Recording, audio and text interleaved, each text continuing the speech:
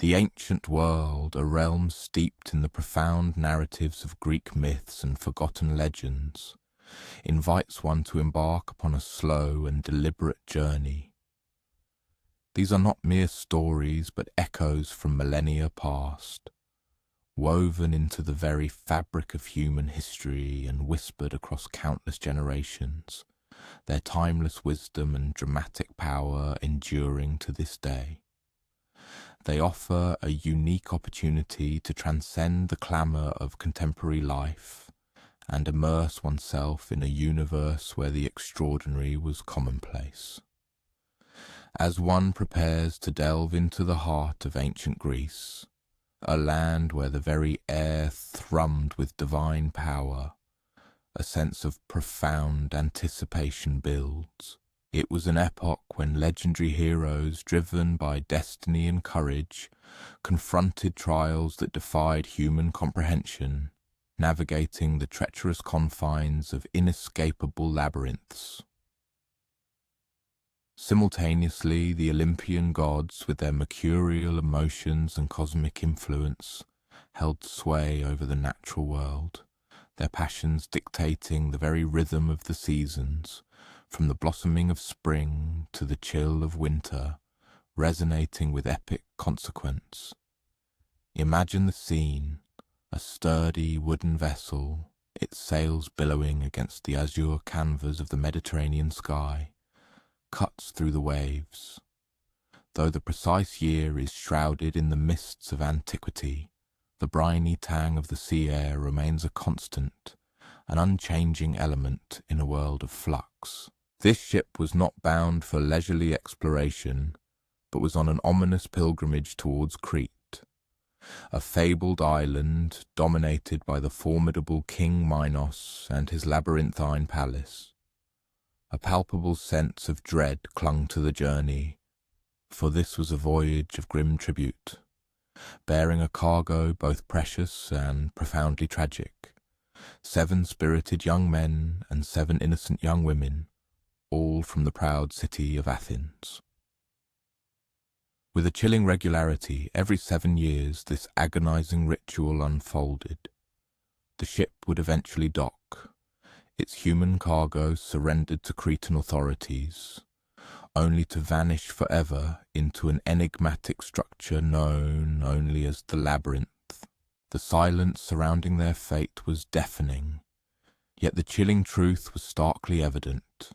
Not a single soul ever emerged from its depths to recount their ordeal. Among the 14 ill-fated young Athenians aboard that fated vessel stood a figure of remarkable distinction, Theseus, the revered son of King Aegeus. What made his presence truly astonishing was the undeniable fact that he was not compelled to be there. As a prince, the heir to the Athenian throne, he possessed the privilege to remain securely within the city's protective walls, allowing lesser-born citizens to fulfill the gruesome tribute in his stead. Yet, in an act of profound self-sacrifice and unparalleled bravery, he had volunteered, stepping forward decisively to declare his intention to confront the looming peril. What force could compel a man to willingly embrace what was widely understood to be an inescapable doom? Theseus, it was revealed, was intimately acquainted with the chilling legends. He knew of the monstrous entity that lurked at the heart of the labyrinthine prison, a fearsome beast, a horrifying hybrid, half man and half bull, whose very essence was untamed savagery. This abomination, known universally as the Minotaur, was a living testament to a terrible curse, one that King Minos had, through his own hubris and monumental arrogance, unwittingly brought upon himself and his people. Yet, before delving deeper into the unfolding drama, it is imperative to grasp the true nature of this dreaded labyrinth. It transcended the mere definition of a building. It was an architectural nightmare, a malevolent creation unlike any structure conceived by mortal hands. One might attempt to envision the most bewildering edifice ever encountered, perhaps a sprawling hospital complex or a vast governmental institution where disorientation reigns supreme, and then amplify that sense of utter bewilderment 1,000-fold. The labyrinth was not merely immense in scale. Its very essence was rooted in its design for insolubility. Each winding path mirrored the next. Every deceptive turn branched into a bewildering array of further choices, creating an endless, maddening cycle of false hope and deepening despair. And within this intricate, suffocating web of stone corridors, a chilling truth persisted. Something, an unseen terror, was perpetually on the hunt. As the Athenian ship finally drew into Crete harbour, a palpable, heavy tension settled over the docks, a silent premonition of the grim events to unfold. Cretan guards, outwardly courteous yet unyieldingly resolute, took charge, escorting the group of young Athenians through the bustling city streets. The ordinary rhythm of daily life paused. Citizens ceased their labours, their gazes fixed on the solemn procession. A complex mix of emotions played across their faces. Some displayed genuine sorrow for the doomed youths, while others betrayed a quiet, almost shameful relief that it was these foreign tributes, and not their own children, who faced the impending horror. Ultimately, the sombre procession reached the opulent throne room, where King Minos, an imposing figure of royal authority, awaited their arrival. It was in this very chamber that the narrative unexpectedly pivoted. Amidst the throng of courtiers and palace dignitaries stood Princess Ariadne, the king's own daughter. Her eyes drawn to the striking figure of Theseus, a young man radiating an almost defiant confidence, seemingly untouched by the pervasive fear, sparked a profound realization within her. Whether it was an instant, undeniable connection of affection or a culmination of weary frustration at the endless, unjust sacrifices demanded by her father's unyielding pride, her decision was irrevocably made. She would intervene. Under the cloak of night, in the hushed, pregnant stillness preceding dawn, Princess Ariadne moved with silent determination through the labyrinthine corridors of the palace, seeking out Theseus. Their clandestine encounter was fleeting, yet its implications were nothing short of monumental. She presented him with two indispensable items, a finely crafted sword, for to face a creature of the Minotaur's ferocity unarmed would be an act of suicidal folly, and, perhaps more surprisingly, a humble ball of thread. One might initially dismiss the thread as an inconsequential trifle, a mere length of ordinary string typically used for domestic tasks. However, Ariadne possessed an insight that had eluded all others, a profound understanding of the true nature of the impending ordeal. The ultimate test, she realized, was not solely the vanquishing of the monstrous Minotaur, formidable as that challenge would undoubtedly be. The true, insidious peril lay in navigating the return journey from the labyrinth's depths. For what purpose would victory serve if one were to perish, lost and starved, within the endless disorienting stone passages? The thread, in its elegant simplicity, represented a stroke of genius. By securing one end at the labyrinth's entrance and steadily unspooling it as he ventured deeper into the maze, Theseus would secure an infallible path back to his starting point, a tangible lifeline in a realm of utter confusion. The dawn of the following morning broke, ushering in a grim spectacle orchestrated with all the sombre formality reserved for such a tragic event. The 14 young Athenians, their faces etched with despair, were led towards the labyrinth's foreboding entrance. This was no ordinary doorway, but a gaping maw carved directly into what appeared to be the base of a small, formidable mountain. Its opening, just wide enough for 2 individuals to pass abreast, offered a terrifying vista. Beyond lay only an impenetrable, absolute darkness. The other youths trembled with a raw, understandable terror, their fears mirroring the universal dread of the unknown. Yet, amidst their despair, Theseus stood with an almost unsettling composure. With steady hands, he secured one end of Ariadne's precious thread to a sturdy iron ring fixed beside the entrance.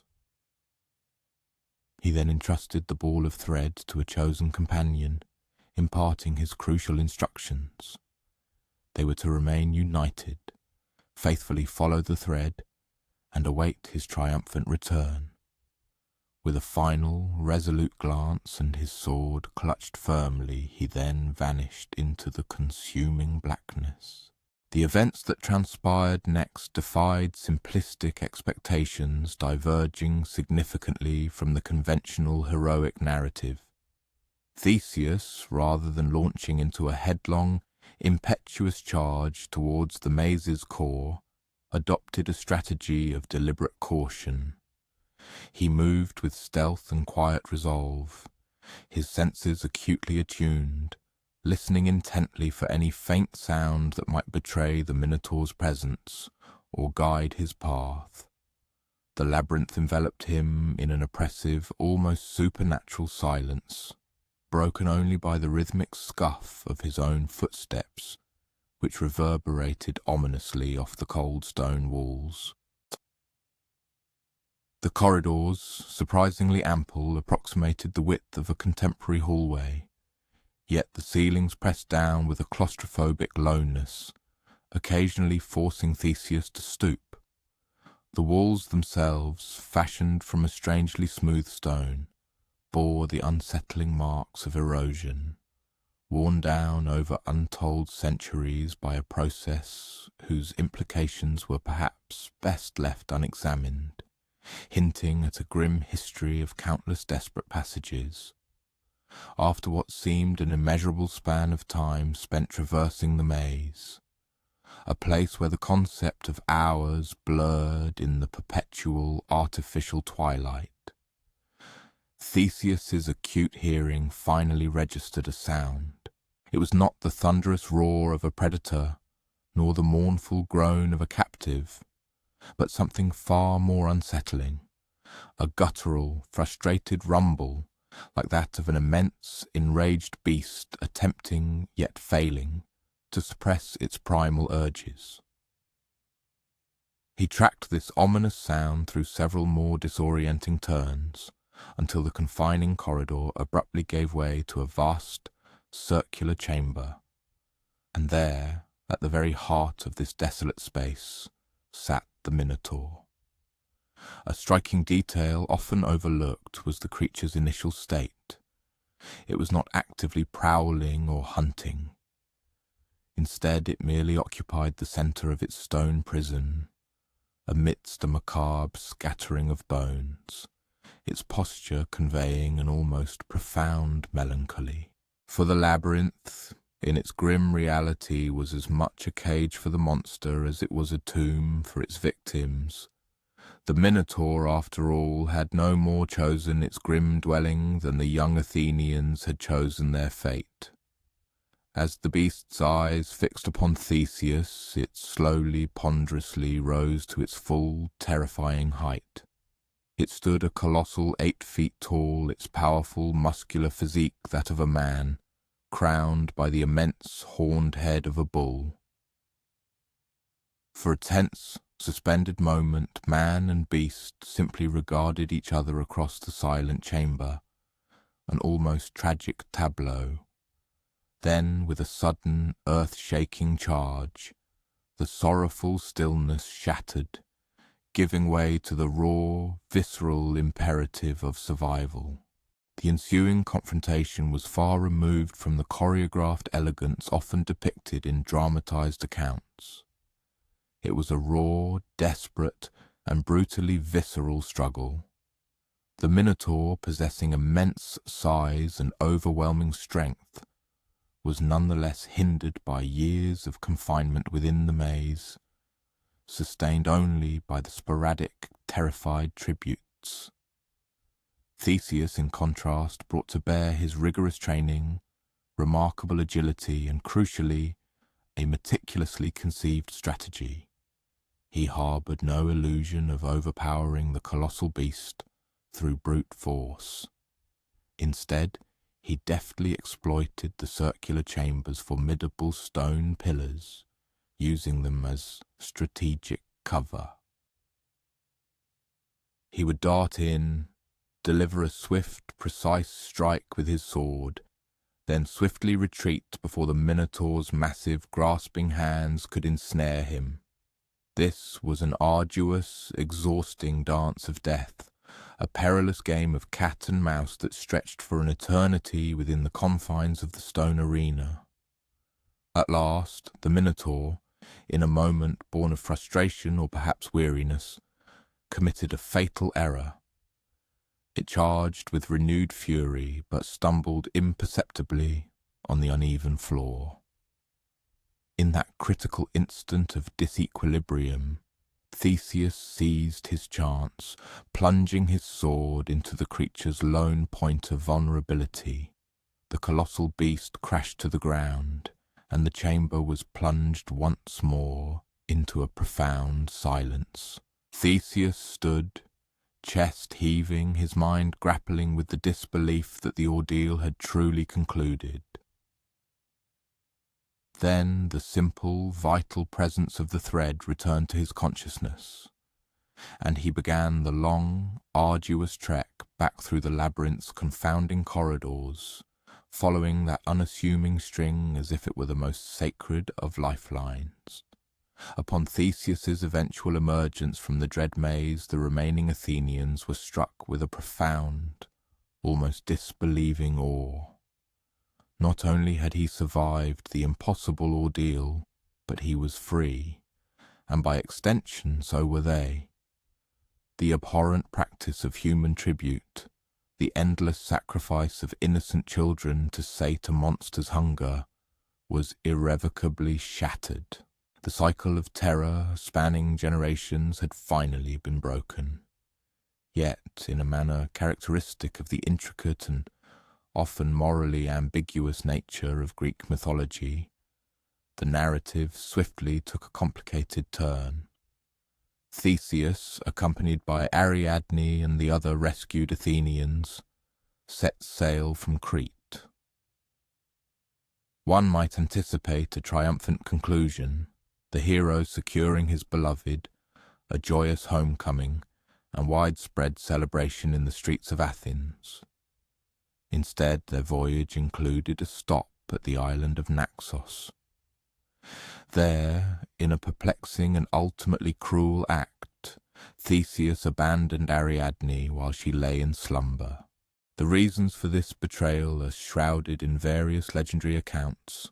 Some suggest divine intervention, others attribute it to a sudden apprehension about presenting a foreign princess to his father, or perhaps a fear of political repercussions.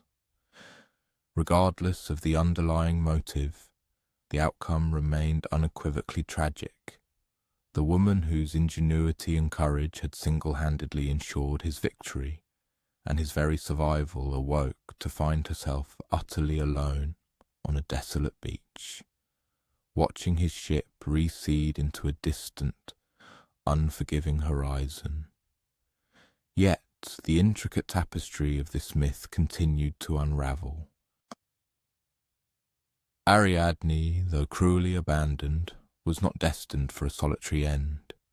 She was eventually discovered and uplifted by Dionysus, the vibrant god of wine, revelry, and ecstatic celebration. He claimed her as his divine consort, honoring her by transforming her crown into a dazzling constellation eternally emblazoned across the night sky. In this peculiar, often paradoxical manner of ancient Greek narratives, a measure of ultimate, if unexpected, justice was served.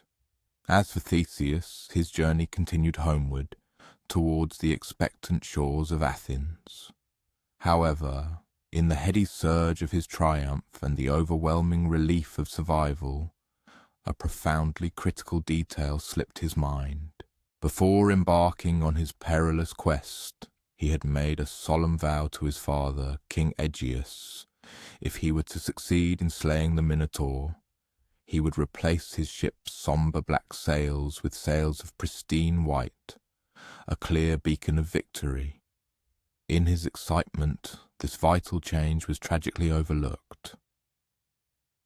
King Aegeus, his heart heavy with paternal anxiety, stood vigil on a towering cliff overlooking the Athenian harbour. As the approaching vessel, still bearing its dark, funereal sails, came into view, the king's worst fears were brutally confirmed. Overwhelmed by an unbearable wave of grief at the perceived death of his beloved son, he cast himself from the precipice into the churning waters below. To this day, that expansive body of water bears his name, the Aegean Sea. Thus, Theseus returned to Athens, a celebrated victor, yet ascended to the throne under the darkest of circumstances, forever burdened by the immense weight of an unforeseen consequence that irrevocably reshaped his destiny and the very landscape of his kingdom. The humble spool of twine, that unassuming filament which proved pivotal in distinguishing triumph from demise. Sometimes, the most crucial instruments in existence are those that appear deceptively commonplace, almost inconsequential. True sagacity often resides not in the confrontation with the formidable beast, but in securing a reliable return path to one's origins. Perhaps as slumber claims consciousness this evening, the subconscious might conjure visions of navigating a personal labyrinth, clutching a metaphorical lifeline, instilled with the certainty that regardless of the intricate convolutions of the journey, a route back to one's sanctuary will perpetually remain accessible. This prompts a reflection on the formidable challenges an individual might confront in their own existence, and the unassuming tools they already possess that could prove utterly transformative.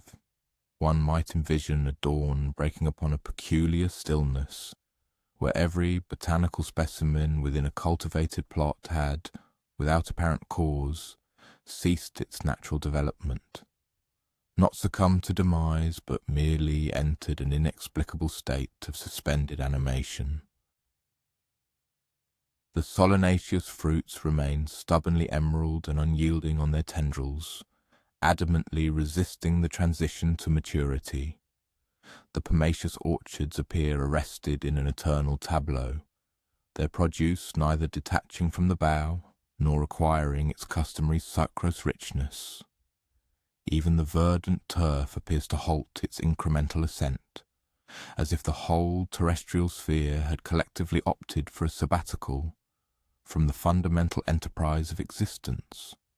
Such a profound inertia precisely mirrors the catastrophe that befell the venerable civilizations of antiquity, when Demeter, the venerable deity presiding over agricultural bounty, suffered the tragic disappearance of her beloved progeny. Yet, to grasp the full implications, the narrative necessitates a return to its genesis, for, akin to numerous familial narratives, this particular account possesses an intricacy far exceeding its initial presentation. Demeter, the venerable goddess, possessed a singular offspring, a daughter christened Persephone. The profound affection and singular value this maiden represented to her maternal parent could be readily understood by anyone familiar with the bond shared between a parent and an only child. Furthermore, Persephone transcended the definition of an ordinary daughter. She possessed an innate luminescence and an inquisitive spirit, coupled with an extraordinary affinity for blossoms, which, by all accounts, appeared to flourish with enhanced splendour in her very presence. Upon the inaugural day of this unfolding narrative, Persephone engaged in an activity of profound normalcy, gathering floral specimens within a verdant meadow in the company of her companions. One might readily visualize a coterie of adolescent maidens on an idyllic vernal afternoon, their joyous peals of laughter punctuating the air as they intricately braided wild blossoms into coronets, vying playfully to unearth the most exquisite specimens. The solar orb imparted a gentle warmth, the verdant sward offered a luxurious softness, and the entire ambience exuded a sense of security and timelessness, characteristic of such flawlessly serene days. However, an unseen observer had been meticulously scrutinizing Persephone throughout these guileless floral excursions. Hades, the formidable deity presiding over the chthonic realm, had taken particular cognizance of this radiant, mirthful maiden, resolving unequivocally that she would become his consort. One might, with justifiable inquiry, ponder why Hades did not merely present himself and solicit Persephone's company for a conventional courtship, as a mortal might. The elucidation of this query profoundly illuminates his inherent disposition. The notion of requiring acquiescence simply did not register within his divine consciousness. As a supreme deity, his desires were his commands. What he coveted, he simply appropriated. Hades orchestrated the spontaneous emergence of an extraordinary blossom within Persephone's cherished meadow. A narcissus of such breathtaking beauty and intoxicating aroma that it appeared to emanate an intrinsic luminescence. As Persephone extended her hand to pluck this singular floral marvel, the very ground beneath her feet convulsed and cleaved violently. One can only attempt to conceive of the sheer terror that must have seized her in that instant.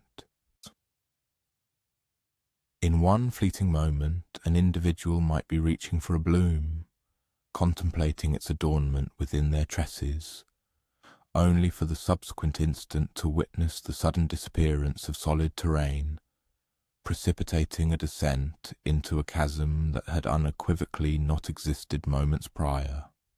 Persephone's companions shrieked in unison, their hands outstretched in a futile attempt to grasp her, but she was swallowed by the encroaching gloom before any assistance could be rendered. Hades, seizing her within his resplendent golden chariot, propelled his steeds directly into the subterranean depths of the underworld, while the fractured earth seamlessly reknitted itself, leaving no trace of the cataclysmic event. The remaining maidens fled homeward in a state of profound distress, endeavouring to articulate an occurrence that defied all logical explanation. Persephone had, quite literally, vanished into the very soil. Upon learning of the calamitous event, Demeter instantaneously abandoned all her responsibilities and embarked upon a fervent quest for her missing daughter. This abandonment encompassed every facet of her divine purview. The burgeoning crops awaiting harvest, the dormant seeds poised for sowing, the meticulous seasonal equilibrium vital for sustaining global sustenance. All these concerns receded into utter insignificance. Her sole, consuming imperative became the retrieval of Persephone. For an arduous span of 9 days and 9 nights, Demeter traversed the terrestrial sphere, abstaining from nourishment, sleep, or even a moment's respite. Her anguished cries of Persephone's name rendered her voice raucous, and her relentless investigation spanned every cavern, glen, and sylvan copse. She interrogated every individual encountered, seeking any glimpse of a maiden adorned with blossoms in her hair. However, a stark reality governed disappearances in the ancient epoch when an individual vanished. Their absence was absolute and profound.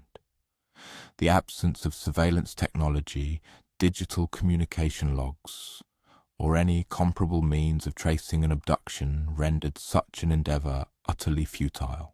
Persephone had, to all appearances, dissipated into non-existence with an astonishing completeness. On the 10th day of her sorrowful quest, Demeter encountered Hecate, the enigmatic goddess of sorcery and pivotal junctions, who, despite having heard Persephone's frantic cry, possessed no visual testimony of the event itself.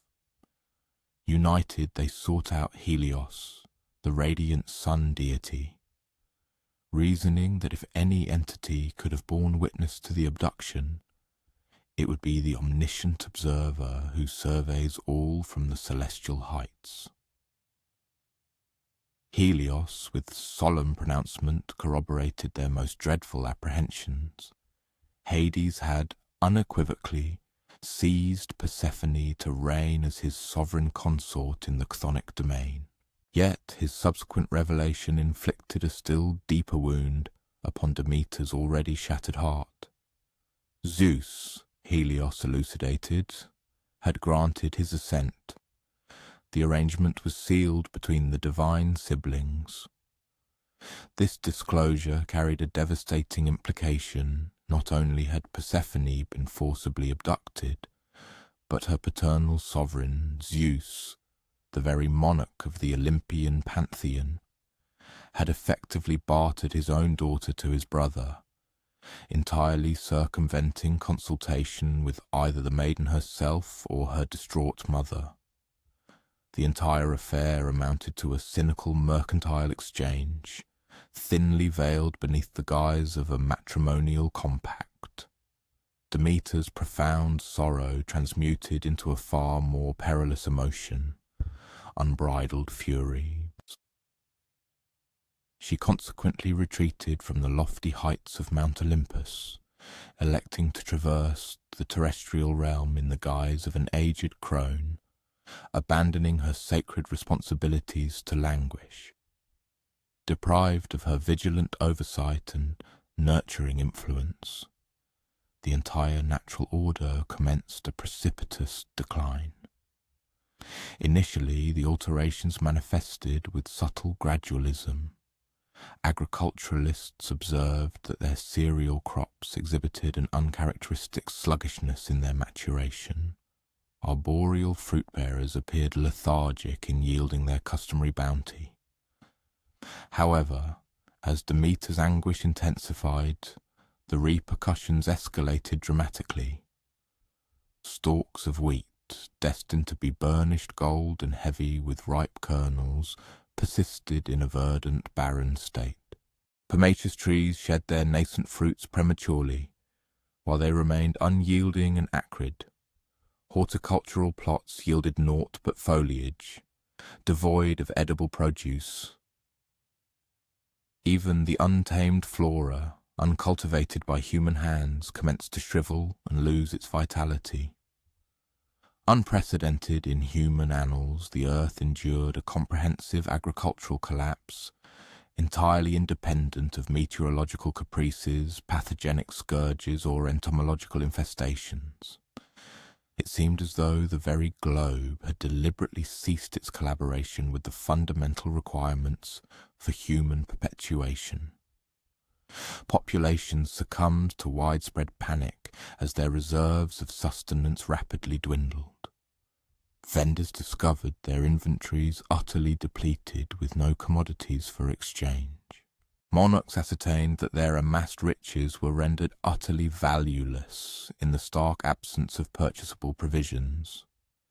The immutable natural cycle which humanity had hitherto accepted as an inherent given, the sowing of seeds in spring, the reaping of crops in autumn, had disintegrated entirely. Concurrently, deep within the subterranean depths, Persephone gradually acclimated to her novel existence as the sovereign of the underworld. This particular segment of the narrative frequently receives only cursory attention, yet one must contemplate the profound nature of her quotidian reality. The underworld did not invariably represent a domain of torment, rather, it resembled an expansive, sombre metropolis where the spectral essences of the departed conducted their subdued affairs. Crucially, however, it was utterly severed from every familiar element Persephone had previously experienced. Absent were the warm rays of the sun, the vibrant hues of blossoms, the joyous echoes of companionship, and the comforting colloquies with her mother, replaced solely by perpetual gloom and the unceasing proximity of Hades, who, remarkably, appeared to harbour a sincere conviction that she ought to feel profound gratitude for the esteemed privilege of becoming his spouse. Hades, it must be noted, did not exhibit overt cruelty towards her. He bestowed upon her exquisite raiment, precious adornments, and a private palatial residence within his dominion. By the prevailing societal norms of arranged matrimony in that era, he would likely have been characterized as an exemplary consort. Nevertheless, he was incapable of granting her the singular desideratum she craved above all else, the liberty to return to her rightful abode. Meanwhile, upon the terrestrial sphere, the predicament had escalated to a point of profound desperation. Zeus commenced to receive fervent supplications from famished mortals, imploring immediate divine intercession. His Olympian peers voiced grievances that, in the absence of suitable offerings, which intrinsically necessitated edible provisions, their veneration was experiencing a marked decline. The intricate cosmic equilibrium which heretofore ensured the harmonious functioning of existence had become profoundly disarrayed. Ultimately, Zeus comprehended the imperative for his direct action. He dispatched Hermes, the swift herald of the gods, to the underworld with a mandate to negotiate with Hades. The pronouncement conveyed was couched in diplomatic terms, yet possessed an undeniable resolve. Persephone must be restored to her mother, or the entirety of the mortal realm would face an inevitable demise by starvation. Hades acceded to the petition for Persephone's release.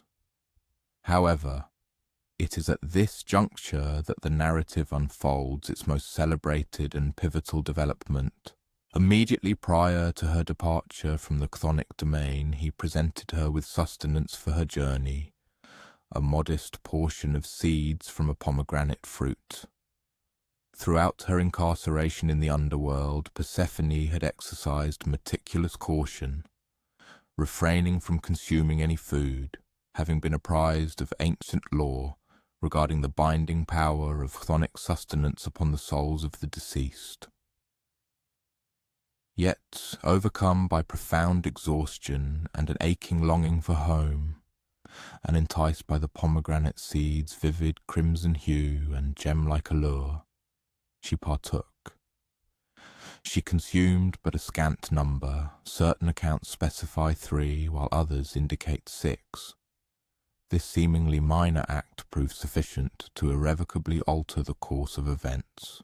Upon Hermes's conveyance of Persephone back to the terrestrial plane, the ensuing reunion between maternal parent and daughter manifested with all the emotional intensity one might anticipate. Demeter's tears flowed freely, born of unadulterated elation. Persephone recounted in exhaustive detail the entirety of her harrowing ordeal. Instantaneously, the terrestrial sphere evinced a palpable resurgence.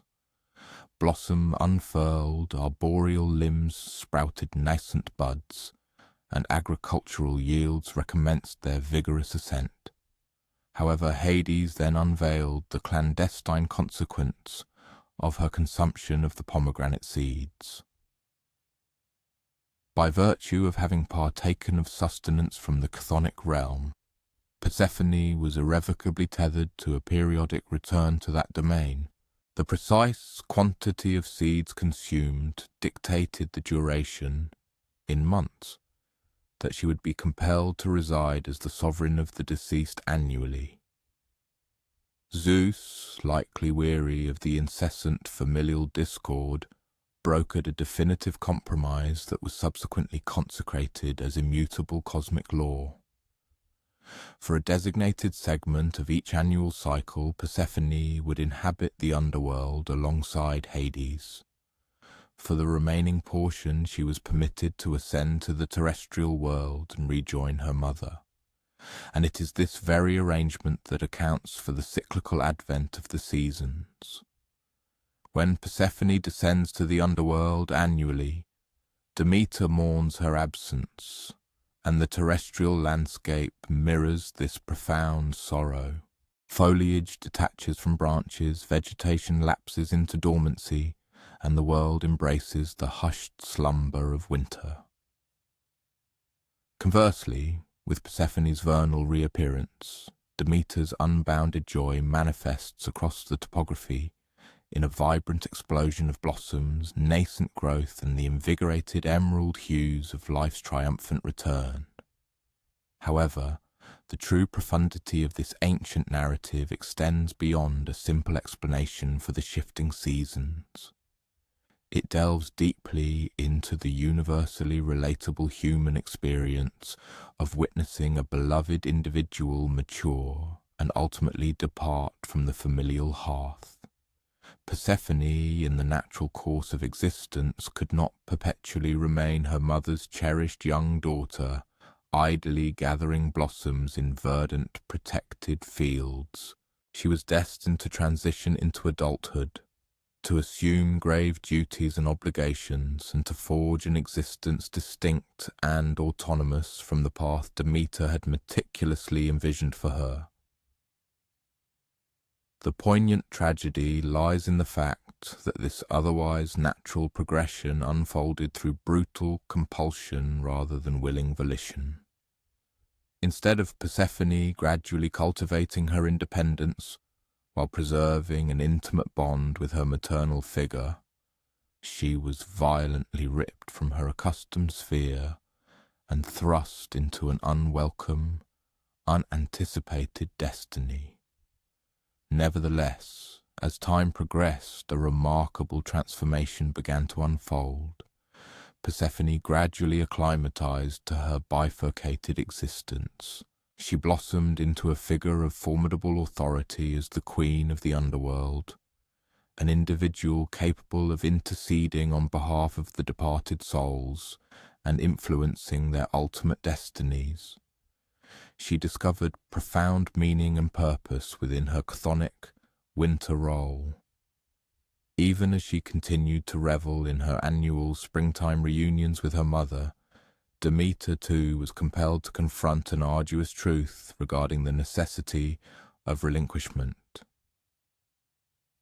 Each year she was faced with the poignant task of bidding farewell to her daughter once more, acknowledging that this periodic separation was now an immutable component of the natural order.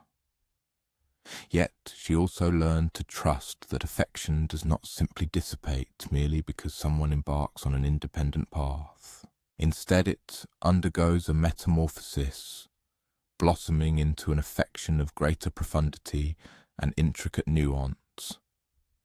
The ancient Greeks, who meticulously crafted this narrative, grasped a fundamental truth about familial relationships, that the maturation process inherently entails a species of bereavement, but simultaneously offers the possibility of an alternative, perhaps richer, form of communion.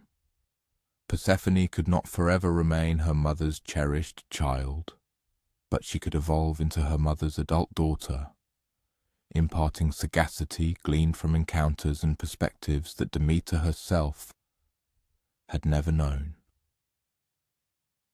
As one drifts into slumber this evening, perhaps contemplation will turn to the cyclical phases of one's personal journey. Consider the moments when it has been necessary to relinquish cherished aspects of your past, or the instances when you have had to observe a loved one's passing, one embark upon uncharted territories of experience, inaccessible to your direct participation. Much like Demeter and Persephone, humanity collectively learns, in due course, that the essence of love does not reside in clinging with sufficient tenacity to avert inevitable transformation. Rather, it sometimes manifests as placing faith in the eventual return of what holds paramount significance, though perhaps metamorphosed, yet retaining its invaluable essence within its designated epoch. As the narrative of Persephone recedes into the tranquil cadence of seasonal transition, a distinct narrative materializes from the hallowed annals of antiquity, a poignant account concerning a father and son perched precariously upon a precipice, gazing across the boundless azure expanse of the Mediterranean Sea. Here we are introduced to the figures of Daedalus and Icarus, though their compelling saga commences not with the exhilaration of aerial ascent, but with the grim reality of confinement. Daedalus was, by any measure, what we might today acclaim as an unparalleled architect and ingenious craftsman.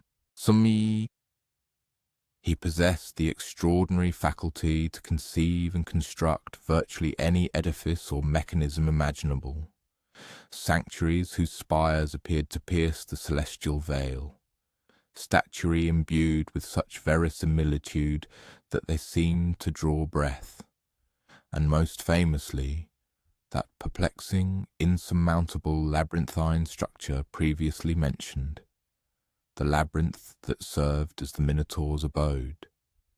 Yet therein lay the inherent paradox of possessing singular intellectual prowess, sufficient to design an unbreachable confinement.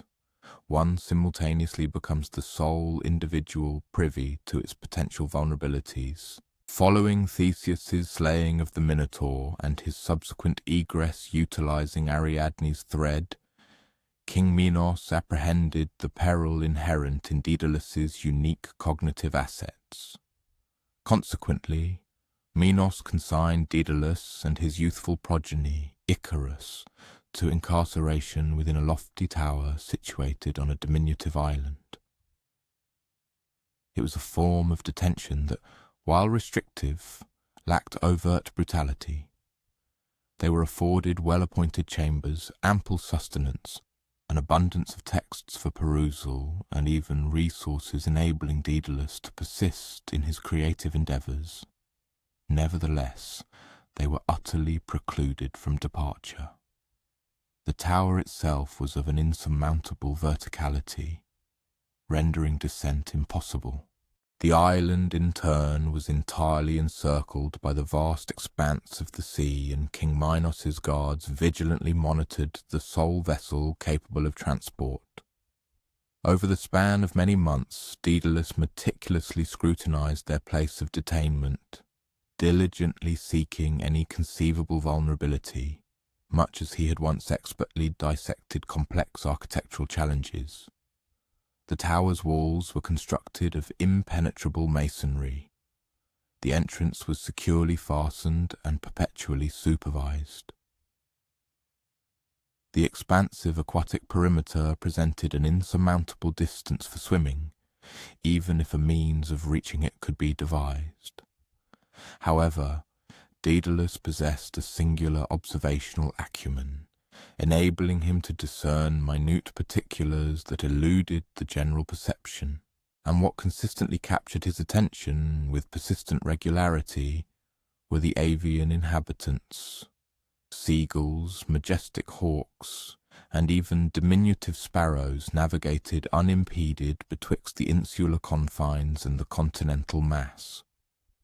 They frequently alighted upon his windowsill, utterly indifferent to the presence of sentinels, the security of fastenings, or the vastness of intervening spaces. They possessed something he conspicuously lacked, the singular capacity for aerial locomotion. Consequently, Daedalus commenced the systematic accumulation of plumage. Every morning he and Icarus would diligently collect the discarded quills and down that birds had shed during their routine visits to the tower. Initially, Icarus merely presumed his father had discovered a novel diversion to occupy their idle hours. It was not until Daedalus embarked upon the painstaking process of sorting the feathers by size, and then securing them meticulously with filaments and molten beeswax, that the boy truly comprehended the audacious design his father was meticulously formulating. The intricate work extended over a period of several months. Each individual wing necessitated countless plumes meticulously positioned in the precise sequence, the most substantial quills delineating the outer perimeter, while the more delicate filled the intricate contours. Everything was judiciously superimposed to replicate the biological architecture that afforded real birds the power of flight.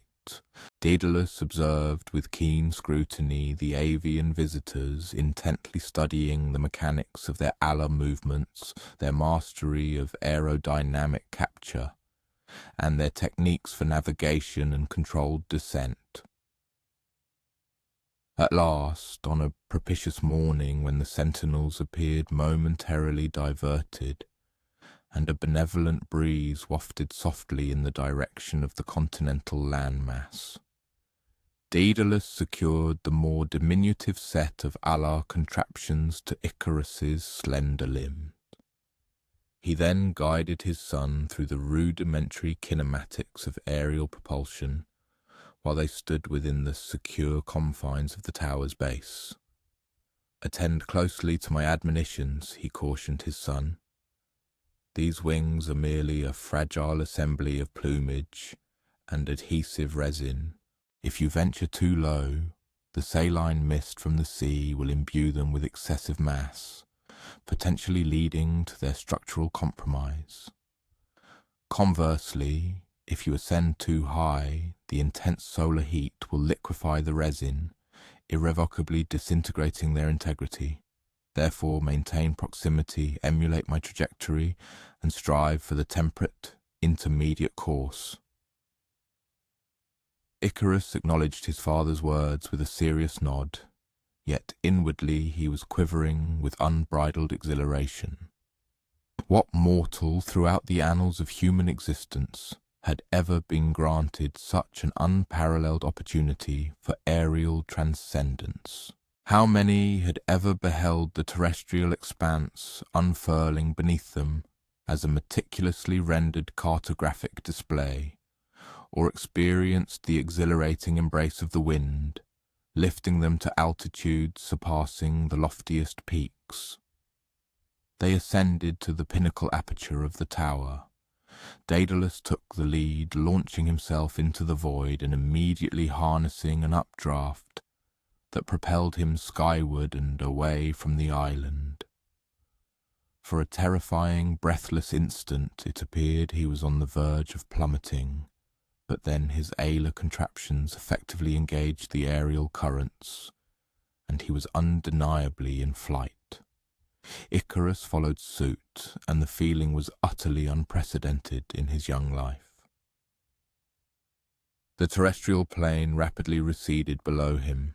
The insular landmass diminished into a remote speck, and he found himself gliding effortlessly through the firmament, akin to an avian creature, a divine entity, or an ethereal vision from an unacknowledged reverie.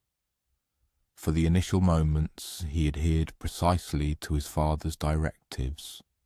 He maintained proximity, mirrored Daedalus's aerial trajectory, and preserved a prudent elevation, navigating carefully between the sea and the sun. But gradually the unadulterated ecstasy of flight began to eclipse his innate prudence. The higher he ascended, the more the panorama grew increasingly breathtaking. He could discern other islands strewn across the cerulean expanse like an array of celestial stepping stones. He observed vessels resembling miniature playthings and anchorages appearing as rudimentary sketches, while distant mountains stretched away towards the furthest reaches of the horizon. The solar warmth caressed his visage, and the aerial currents seemed to beckon him to greater ascensions, to broader perspectives, to transgress the established limits of this magnificent endowment his father had bestowed upon him. Daedalus's urgent admonitions were swallowed by the prevailing winds and the expanding chasm between them. Icarus was now charting his own independent course, ascending in an exuberant spiral towards the celestial orb, intoxicated by the boundless liberty of three-dimensional locomotion. And then, with chilling clarity, he perceived the disconcerting sight of individual plumes detaching from his alar structures. At first it was just a few dispersing in his wake like ephemeral snowflakes. But as he continued to ascend further into the solar intensity, the adhesive resin binding his wings commenced to yield to the heat, softening alarmingly. More feathers pulled free, creating a widening void. The very contraptions that had, moments earlier, seemed so robust and dependable began to manifest an alarming fragility and instability. Icarus endeavoured to initiate a descent, yet the opportunity had irrevocably passed. The structural compromise was now rapidly escalating. The more compromised his wings grew, the greater effort he was compelled to exert to maintain aerial suspension, which, ironically, only exacerbated the rate of thermal degradation. In a matter of mere minutes, he was in an uncontrolled descent. He was granted but a fleeting interval to grasp the catastrophic unfolding of events before his inevitable, violent impacts with the aquatic surface. Daedalus, aghast, immediately retraced his path and discovered the lifeless form of his son adrift upon the waves, encircled by the poignant remnants of their broken invention. He bore Icarus's remains to the closest landmass and reverently interred him within its soil, in a place that was thereafter designated Icaria, a lasting tribute to the ill-fated youth. Then Daedalus continued his aerial journey towards secure refuge, bearing not merely the boon of liberation, but also a profound sorrow that would forever shadow his remaining days. He had, with his unparalleled ingenuity, bestowed upon his son the extraordinary faculty of aerial locomotion, yet had been unable to impart the sagacity requisite for its prudent and secure application. The tragic narrative of Icarus is frequently recounted as a straightforward moral warning, often highlighting the perils inherent in unchecked aspiration or defiant insubordination. Yet, perhaps its true essence resides in a more intricate philosophical conundrum, the unresolvable tension between safeguarding a beloved individual and affording them the autonomy to chart their own course, even when such decisions carry inherent perils. Daedalus, in his paternal concern, might have maintained their secure incarceration within the tower. He could have tarried indefinitely for a deliverance that might prove perpetually elusive rather than jeopardize their very existence upon a novel and unproven contrivance. Instead, he consciously opted to grant his son the profound opportunity for aerial liberation, fully cognizant that such an extraordinary endowment carried with it the inherent potential for catastrophic descent. As the narrative of previous figures settles into the sombre stillness of grief and recollection, another prominent character comes forth from the rich tapestry of Greek mythology, one whose eternal retribution seems to resonate perpetually through the hallowed halls of the underworld. Sisyphus, a sovereign, yet one whose reign was marked by deceit rather than benevolence, possessed an intellect that was not merely astute, but perilously so. An acumen he wielded in manners that provoked unease even among the Olympian pantheon. Unlike other mortals who generally acquiesced to their destiny and endeavoured to lead honourable existences, Sisyphus diligently spent his days searching for vulnerabilities within the universal framework and divine decrees. His initial transgression lay in the audacious belief that he could circumvent the sagacity of Zeus, the supreme deity himself. When Zeus abducted a naiad named Aegina, her distraught father approached Sisyphus, inquiring if he had witnessed the event. Most individuals would have instinctively professed unawareness, understanding the grave folly of meddling in the personal affairs of the king of the gods. However, Sisyphus, ever the opportunist, perceived a strategic advantage.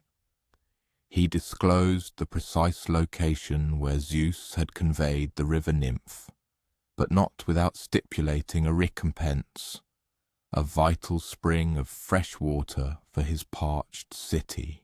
This appeared to be a shrewd exchange, crucial intelligence for essential infrastructure, coupled with the added gratification of vexing Zeus, whom Sisyphus had never particularly held in high regard.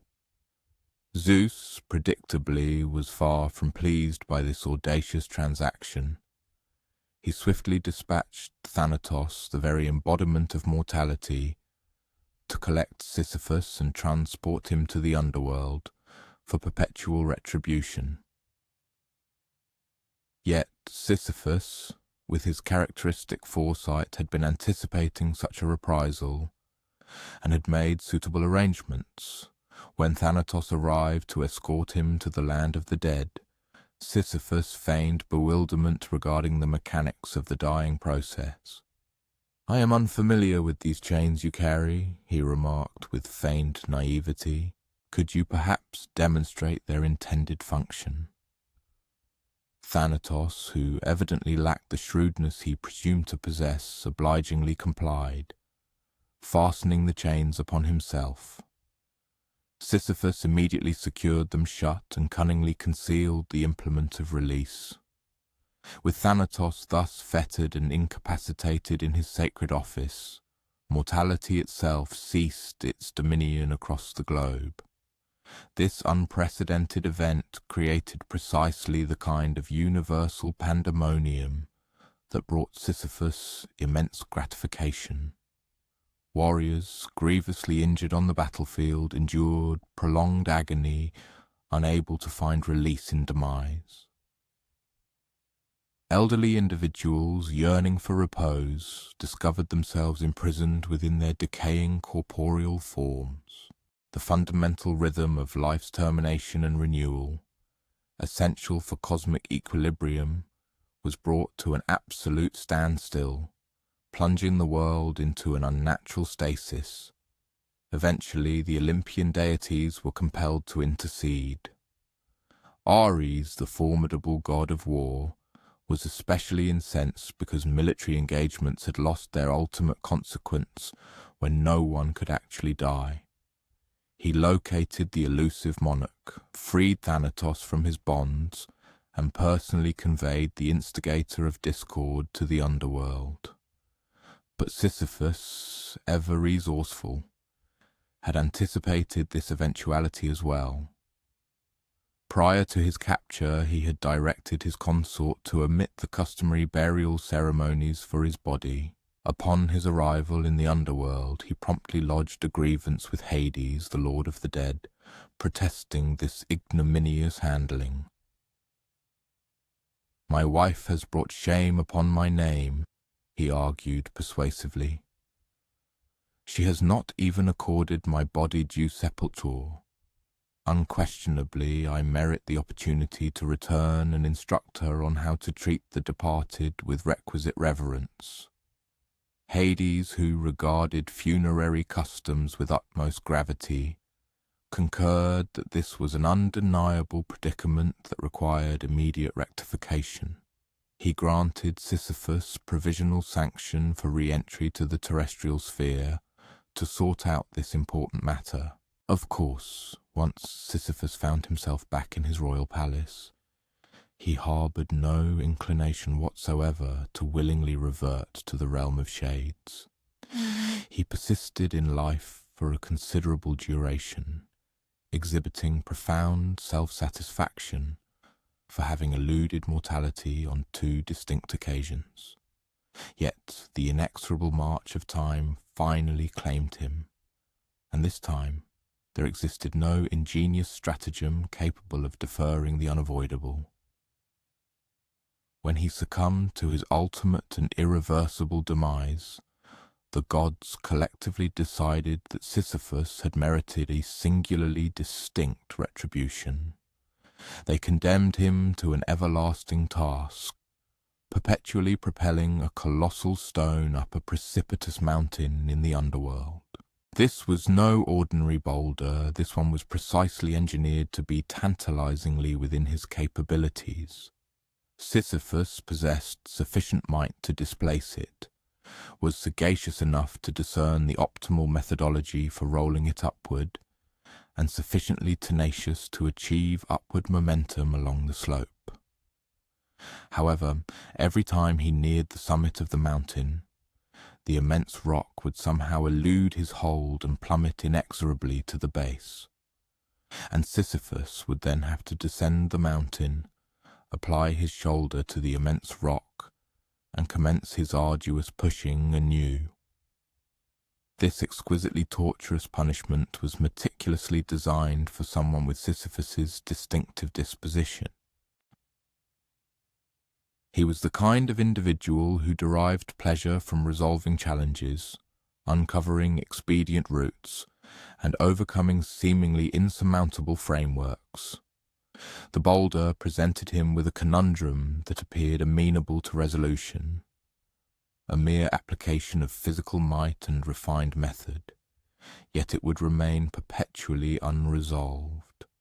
For all eternity he would experience the optimistic expectation of triumph, the gratification derived from incremental advancement, and the eager forethought of ultimate achievement, followed inevitably by the devastating disillusionment of witnessing the complete nullification of his arduous efforts in a matter of fleeting seconds.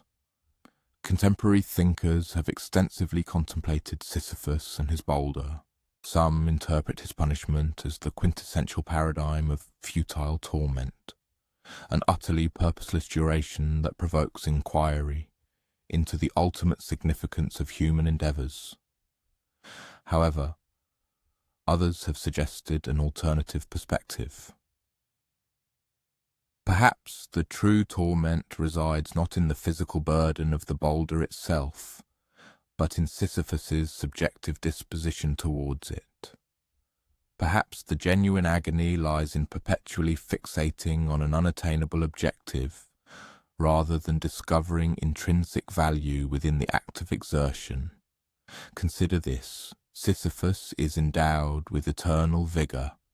He is immune to fatigue, impervious to senescence, and possessed of an inexhaustible supply of renewed opportunities to try again. Every day he has an unambiguous objective and a tangible assignment. In a peculiar fashion, his condemnation imbues his being with a framework, a sense of import that eludes countless individuals in the mundane sphere. The critical question thus becomes, is Sisyphus wretched due to his inability to attain the summit of the mountain? Or could he conceivably derive contentment from the very act of propulsion? Could he learn to revel in the sensation of muscular engagement, the gratification of flawlessly executed methodology, the uncomplicated cadence of toil and recuperation? We shall never know, for such profound existential inquiries fall outside the scope of traditional Greek mythological narratives. But as Sisyphus continues his perpetual toil, we can turn our attention to another figure whose retribution stemmed from a markedly distinct form of insubordination. In an epoch predating humanity's mastery of pyrotechnics, mortals lived in a world that plunged into utter obscurity with the descent of the sun. They subsisted on uncooked sustenance, congregated for thermal comfort during cold nights, and sought refuge from any feral beast that happened to possess superior nocturnal vision. The elemental power of flame was the sole prerogative of the divine, and Zeus purposed to maintain this exclusive dominion. Yet Prometheus, whose appellation signifies premeditation, had been observing the arduous struggles of humanity amidst their inherent constraints, and he experienced an emotion seldom evinced by his divine counterparts, empathy for terrestrial anguish. Prometheus was a scion of the elder divine race, the Titans, who had held dominion prior to the ascension of Zeus and his Olympian kin. During the monumental conflict between the Titans and the Olympians, Prometheus had elected to align himself with Zeus, furnishing vital strategic insights instrumental in Zeus's triumph. This unique allegiance meant he was one of the few Titans accorded the rare privilege of unfettered passage between celestial and terrestrial spheres. He leveraged this liberty to meticulously observe humankind, and his observations evoked profound disquiet. Humans possessed intellectual acumen, inventive genius, and the capability for profound affection, yet they were bereft of the requisite instruments for societal construction or self-preservation against the unyielding rigours of the terrestrial environment. Other deities regarded this as merely the established course of existence. Humans were ephemeral, constrained, destined for brief and arduous existences before succumbing to death and transitioning to the underworld. That was their assigned station within the universal stratification, and it was not intended to be felicitous. But Prometheus found this disposition utterly unacceptable. He commenced imparting diverse disciplines and empirical knowledge to humanity: how to construct dwellings, how to work with metallic ores, how to practice medicine, how to navigate by the celestial bodies. Each lesson rendered human existence marginally less arduous, somewhat more safeguarded, and appreciably more meaningful. Zeus condoned this meddling only to a certain threshold, but when Prometheus decided to bestow fire upon humans, he transgressed an irreversible boundary. Fire transcended mere thermal comfort or culinary preparation. Although those benefits were certainly important, fire represented something far more primordial: the capacity to transmute the material realm through directed power. With fire, humans could refine metallic ores, deforest vast tracts of land, prolong their periods of productivity into the nocturnal expanse, and forge implements that would allow them to reconfigure their surroundings. fire was fundamentally the technological catalyst empowering humanity to transcend the status of helpless subjects of fate and assume the mantle of proactive shapers of destiny. Zeus comprehended this with absolute clarity, which is precisely why he had prescribed its use. Humans who could control fire would eventually become humans who could contend with the deities themselves. It was far more prudent to maintain them in a state of vulnerability and reliance. But Prometheus nevertheless purloined the sacred flame. He ignited a brand from the hallowed fire perpetually blazing upon the Olympian peak and conveyed it to the terrestrial sphere, where he instructed mortals in the art of igniting and sustaining their own hearths. The transformation within human societal structures proved both instantaneous and profound.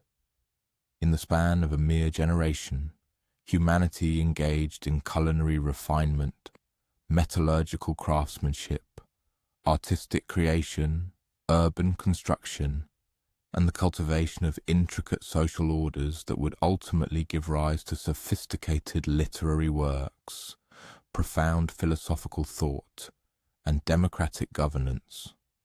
Zeus, though consumed by an incandescent rage, found himself in a quandary. The irreversible deed was done. He understood that to strip humanity of the stolen fire would not only nullify all their burgeoning advancements, but also precipitate a distinct array of catastrophic repercussions. Consequently, he resolved to levy a formidable penalty upon both the audacious humans and the defiant Prometheus for this profound transgression.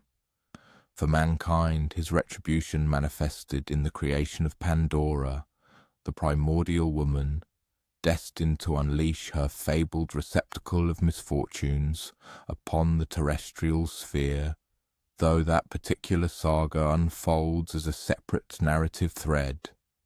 Upon Prometheus, however, Zeus meticulously devised a torment engineered to be both viscerally excruciating and profoundly psychologically debilitating. The Titan was condemned to be immovably shackled to a craggy peak within the formidable Caucasus Mountains. There, with the dawn of each new day, a formidable eagle would descend to ravenously devour his liver. Yet, as Prometheus possessed the gift of immortality, his organ would regenerate in its entirety by the cloak of night. Thus, with the resurgence of every morning sun, the predatory avian would faithfully return to repeat its gruesome feast. This excruciating cycle was expressly conceived to endure for all eternity. Unlike the eternally toiling Sisyphus, who at least experienced the minimal variation of his perpetual ascent and descent, Prometheus found himself utterly immobilized, fixed in a singular agonizing posture. His sole recourse was to lie prostrate, observing the inexorable approach of his tormentor each morning, acutely aware of the impending agony and utterly powerless to avert it. Nevertheless, a singular attribute distinguishes Prometheus from the pantheon of other mythological figures encountered in these ancient chronicles: his unwavering lack of remorse. Despite the incessant throes of physical anguish, notwithstanding the monotonous, endless repetition of his torture, and even after aeons of solitary reflection on whether his audacious theft of fire had truly been a justifiable act, Prometheus remained steadfast in his conviction that his actions were righteous. He could, from his lofty perch, discern the profound ramifications of his benevolent gift unfolding in the human realm below. Cities expanded, their architecture growing ever more magnificent and aesthetically pleasing. The realms of art and music blossomed with unprecedented vibrancy and creativity. humanity forged ahead, developing sophisticated medicinal practices capable of alleviating diseases, intricate mathematical systems that could precisely forecast celestial events like eclipses, and profound philosophical frameworks designed to grapple with complex inquiries concerning justice, existential purpose, and the very essence of being. Each human triumph, every masterfully painted canvas, every poignant verse, every groundbreaking scientific revelation, every act of profound kindness, daring courage, or inventive ingenuity could trace its genesis directly back to that pivotal moment when Prometheus determined that the boundless potential of humankind warranted the immense risk of divine retribution.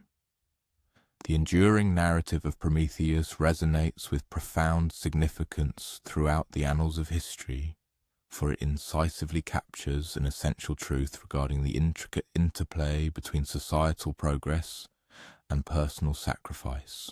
Indeed, every monumental leap forward in the grand tapestry of human civilization has invariably exacted a considerable toll, a cost often borne not by the myriad beneficiaries of such advancement, but rather by the pioneering individuals who, in the first instance, rendered that progress conceivable. Consider the dedicated scientists who, in their fervent quest to develop life-saving vaccines, frequently succumbed to the very diseases they strove to conquer.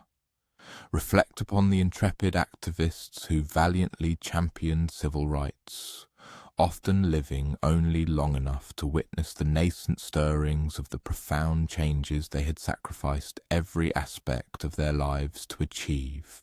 Ponder the plight of the visionary artists and writers who dared to challenge entrenched social conventions, frequently enduring lives steeped in poverty and obscurity, their genius acknowledged only by subsequent generations who inherited the precious freedoms these trailblazers had painstakingly secured.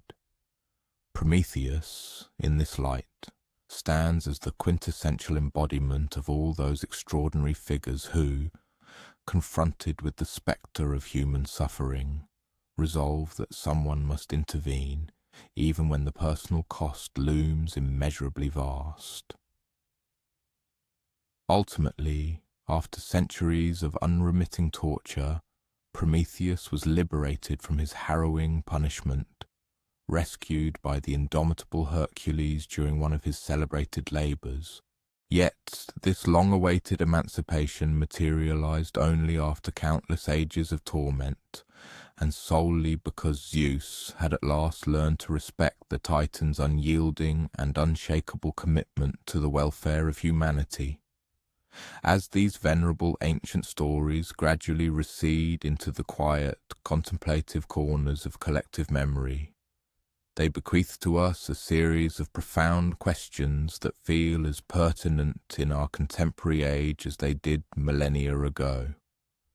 How ought we to navigate circumstances where established rules appear inherently unjust, yet the repercussions of defying them are unequivocally severe? What delicate equilibrium must we strike between our innate desire to safeguard those we cherish and the imperative to allow them the autonomy to forge their own destinies? At what juncture does the potential for collective progress justify the sacrifice of our individual comfort and security? The Hellenic narrators who first wove these intricate tales offered no facile solutions, and it would be hubris for us to presume to do so now. Perhaps then the true, inestimable value of these enduring myths lies not in the definitive answers they purport to furnish, but rather in the profound manner in which they compel us to engage in deeper, more meaningful contemplation about the eternal, perplexing riddles of human existence. As your thoughts meander towards the gentle embrace of sleep tonight, Perhaps your dreams will conjure images of intricate labyrinths, where every winding path by some miraculous design ultimately guides you home, of the ceaseless rhythm of seasons, perpetually changing yet always returning to their appointed cycles, of majestic wings that effortlessly bear you aloft, ensuring safe passage through the ethereal expanse between the terrestrial earth and the boundless sky. And perhaps, when you awaken tomorrow, you will possess a newfound, clearer understanding of which metaphorical mountains are truly worth the arduous ascent, which audacious fires are truly worth the risk of stealing for the betterment of all, and which delicate threads of destiny are worth diligently following, irrespective of their ultimate, uncharted destination. You know how, at times, the most seemingly insignificant decisions can inadvertently trigger the most monumental transformations. Consider the serendipitous moment you might pick up a particular book that fundamentally alters your perception of the world, or when you choose an unaccustomed path home only to stumble upon a breathtaking garden you never before knew existed. The ancient Greeks possessed a profound understanding of this very sensation. They meticulously crafted narratives centered around pivotal junctures where an insatiable curiosity inevitably converges with its attendant consequences, where the simple, unassuming act of merely lifting a lid can irrevocably reshape the entire trajectory of what is yet to unfold. Let us, for a moment, allow our minds to drift back to a primordial era, a time when the world was younger, imbued with a profounder quietude. Picture, if you will, a modest dwelling nestled upon a verdant hillside in the heart of ancient Greece. The walls of this humble abode are fashioned from sun-dried clay bricks, retaining a pleasant warmth to the touch, even as the evening chill begins to descend. Olive trees, their silver-green foliage shimmering under the dying light, punctuate the pastoral landscape. Within the confines of this unassuming home, a woman named Pandora is seated by her window, her gaze fixed upon the horizon as the setting sun artfully paints the sky in a breathtaking palette of oranges and delicate pinks. Pandora's genesis was unlike that of ordinary mortals. She was meticulously fashioned by the divine hands of the gods themselves, each Olympian bestowing upon her a singular, extraordinary gift. Athena, the goddess of wisdom and craftsmanship, imparted to her the exquisite skill of weaving threads so impossibly fine they appeared to capture and hold the very moonbeams. Aphrodite, the goddess of love and beauty, endowed her with a gentle, captivating allure that compelled even the wild flowers to instinctively turn their blossoms towards her as she passed. Apollo, the god of music and poetry, blessed her with a voice of such enchanting melody that birds would momentarily suspend their own songs to listen. And Hermes, the fleet-footed messenger god, bestowed upon her something altogether different, yet equally potent, a curiosity so profound, so deeply ingrained, that it manifested as a constant, subtle ache within her very chest. But on this particular evening, as she sat in the tranquil solitude of her simple home, Pandora's attention persistently gravitated towards a specific object occupying a shadowed corner of the room. It was a substantial clay jar, roughly the size of a typical water basin, meticulously sealed with a heavy, unyielding lid. This enigmatic vessel had arrived as an integral component of her dowry when she entered into matrimony with Prometheus. Yet neither of them possessed any knowledge of its hidden contents. The formidable seal bore the unmistakable mark of Zeus himself, and accompanying it were unequivocal, stringent instructions. Under no circumstances was this jar ever to be opened. For many months, Pandora had conscientiously respected this divine injunction. She would meticulously dust around the jar during her cleaning rituals. She would carefully place freshly cut flowers nearby in an earnest attempt to imbue that particular corner with a more cheerful ambiance. She even found herself at times speaking to it, much in the way one might converse with a beloved pet incapable of verbal reply.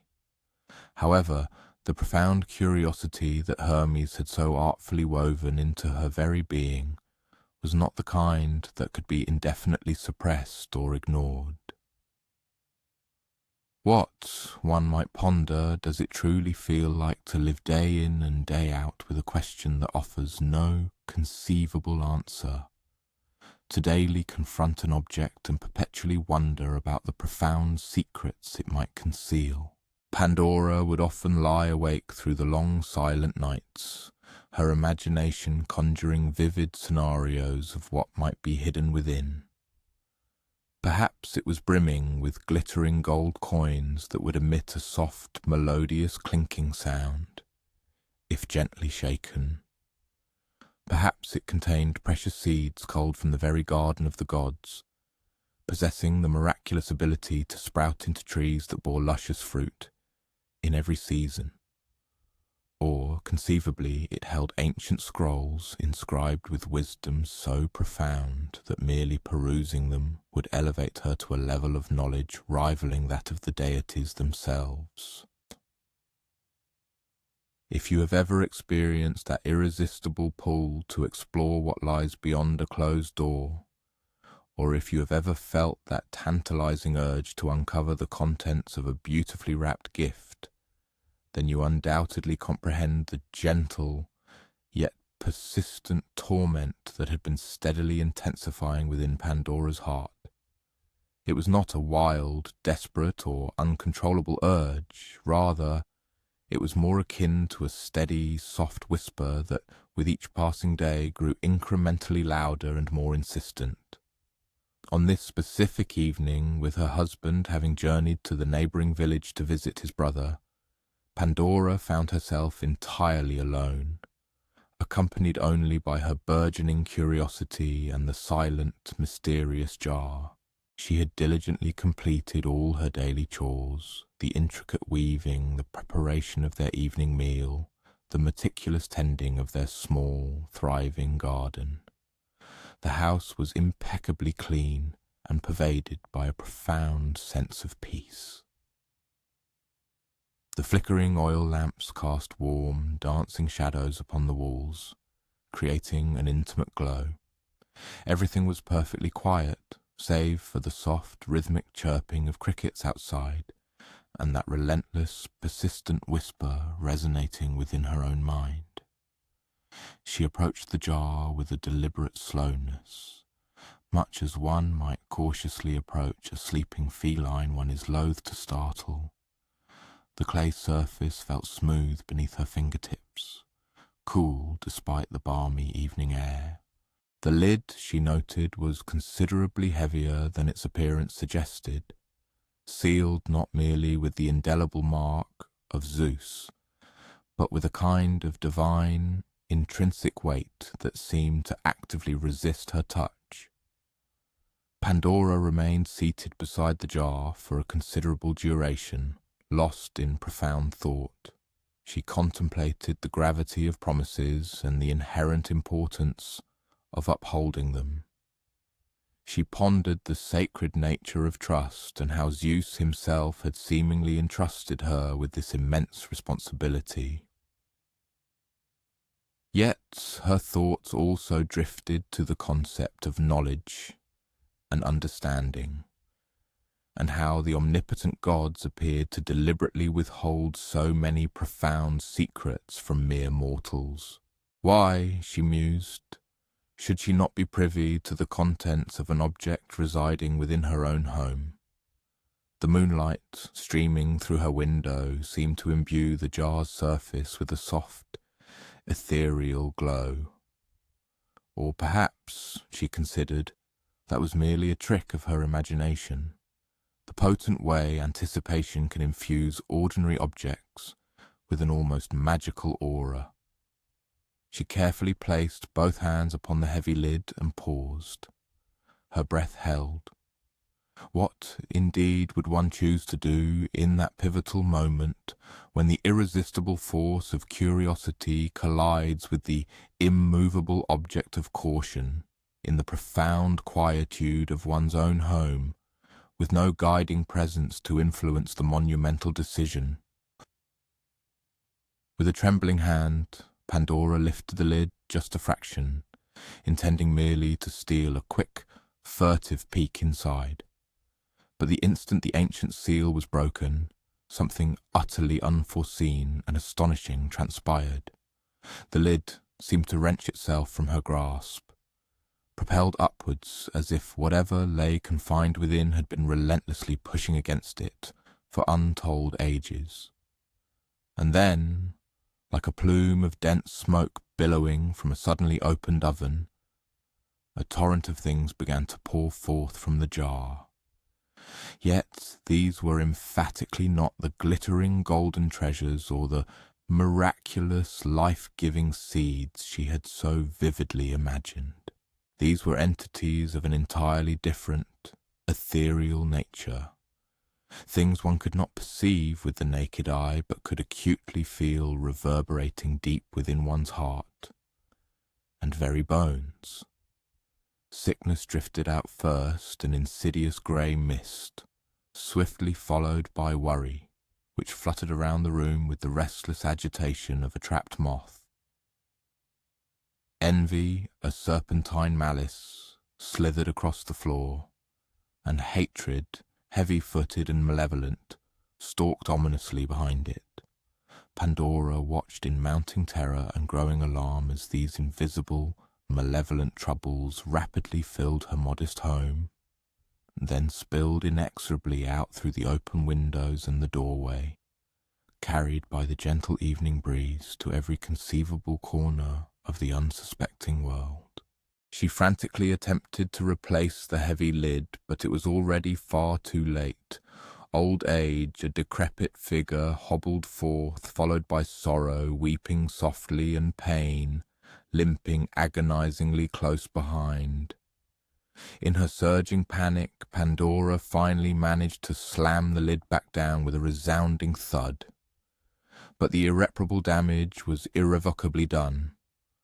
All the myriad troubles and afflictions that would ever plague the entirety of humanity had been unleashed from their ancient, long-held prison.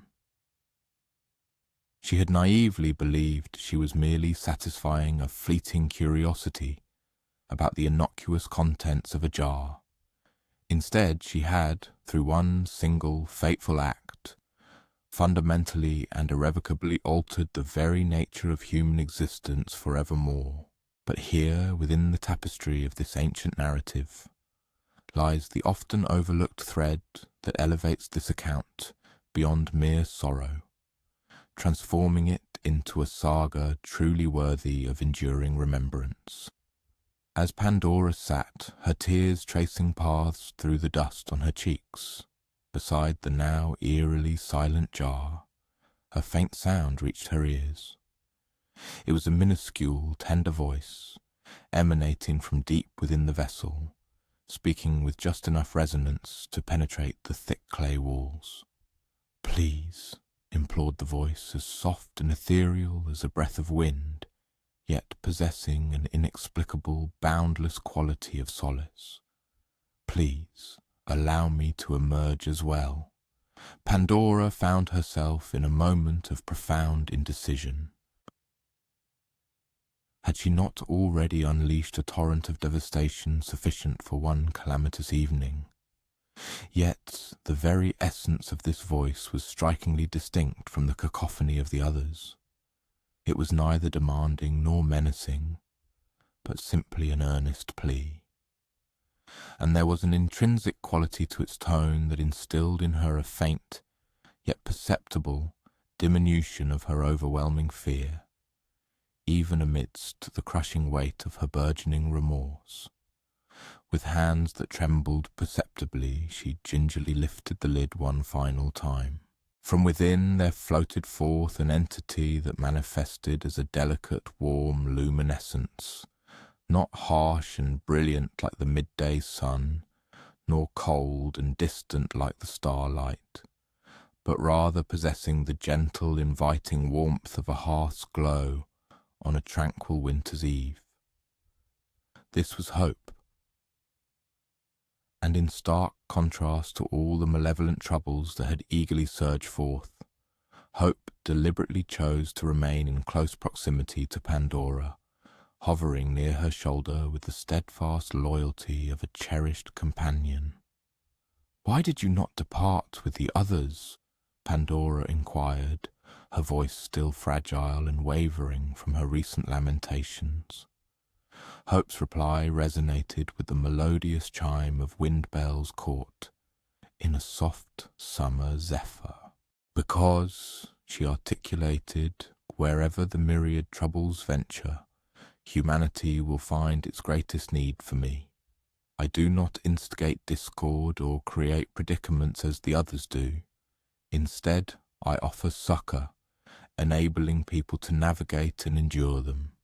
I assist them in remembering that periods of adversity are not eternal, and that even in the profoundest darkness the promise of a new dawn invariably awaits." And thus it came to pass that Pandora, in that singular moment of unbridled curiosity, bestowed upon humankind both its most formidable challenges and its most indispensable endowment. The troubles she inadvertently unleashed would indeed permeate every corner of the world, introducing the nascent experiences of infirmity, profound sorrow, and arduous hardship into the human condition. Yet Hope, too, disseminated its gentle influence, ensuring that regardless of how arduous or bleak life might become, people would perpetually retain the innate capacity to believe in the eventual amelioration of their circumstances. When Prometheus returned to their dwelling the subsequent morning, he discovered Pandora diligently tending their verdant garden, as was her custom, but now accompanied by a small, luminous warmth that hovered faithfully nearby. She recounted to him the entirety of the incident, bracing herself for an outburst of anger or a profound expression of disappointment. Instead, he simply clasped her hand within his own and watched in quiet contemplation as Hope gracefully danced amidst the silvery olive branches, causing their leaves to shimmer with an ethereal glow of possibility. From that pivotal day forward, humans were destined to experience the complete spectrum of life's intricate difficulties. However, they would also come to possess an intrinsic quality that rendered them more resilient than any other creature: the profound capacity to hope, to envision, to hold an unwavering belief that the morrow might indeed surpass the present day. Each instance when an individual diligently nurses an ailing friend back to robust health. Every time someone meticulously plants a new garden in the burgeoning spring. Each occasion when someone articulates the simple phrase, "Perhaps tomorrow will bring a different outcome." They are, in essence, experiencing Pandora's authentic and enduring benefaction to the world. And if one attunes their senses with sufficient care on tranquil evenings such as this one, some whisper that you can still perceive the ethereal presence of hope nearby, ever gentle and patiently steadfast, serving as a poignant reminder that every conclusion is also, in its own mysterious way, a nascent beginning, and every closed portal merely awaits the opportune moment to swing open once more. Sometimes the most profound and significant discoveries emerge not from unearthing precisely what we anticipated, but from cultivating the wisdom to live gracefully and beautifully with that which we never foresaw. just as Pandora, through her compelling narrative, came to understand that the impetus of curiosity holds the power to irrevocably alter everything, there existed another pivotal figure within the vibrant tapestry of the ancient Greek cosmos who possessed an innate comprehension of the profound influence inherent in traversing various locales, diligently conveying tidings that could fundamentally redirect the trajectory of entire existences. While Pandora's poignant chronicle unfolded within the intimate quietude of her domestic sphere, this subsequent narrative transports us onto the well-trodden, dusty pathways and into the bustling, clamorous marketplaces where a distinctly different form of enchantment manifested itself with each passing day. Envision the pristine ancient Greek countryside just as the first rays of the sun begin to pierce the horizon. The ambient air is refreshingly cool and exquisitely crisp, imbued with the aromatic essence of wild herbs and the delicate fragrance of morning dew. Stone-paved thoroughfares elegantly meander between undulating hills adorned with flourishing olive groves and expansive vineyards.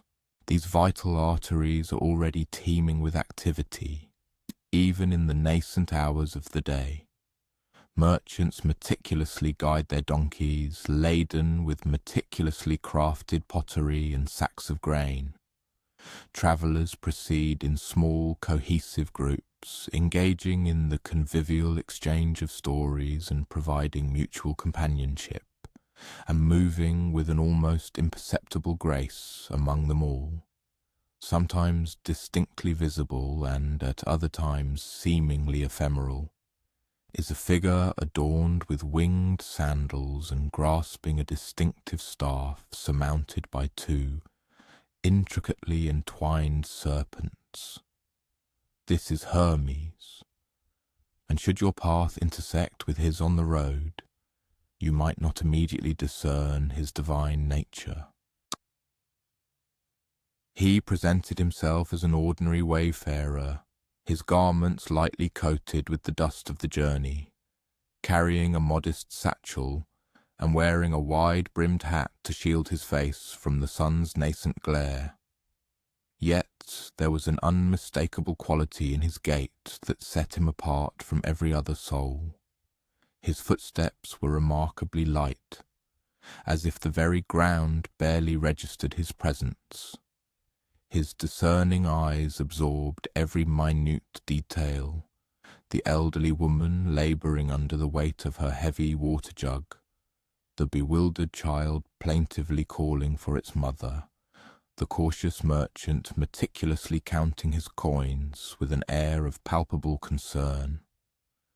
Hermes bore the esteemed title of the messenger of the gods.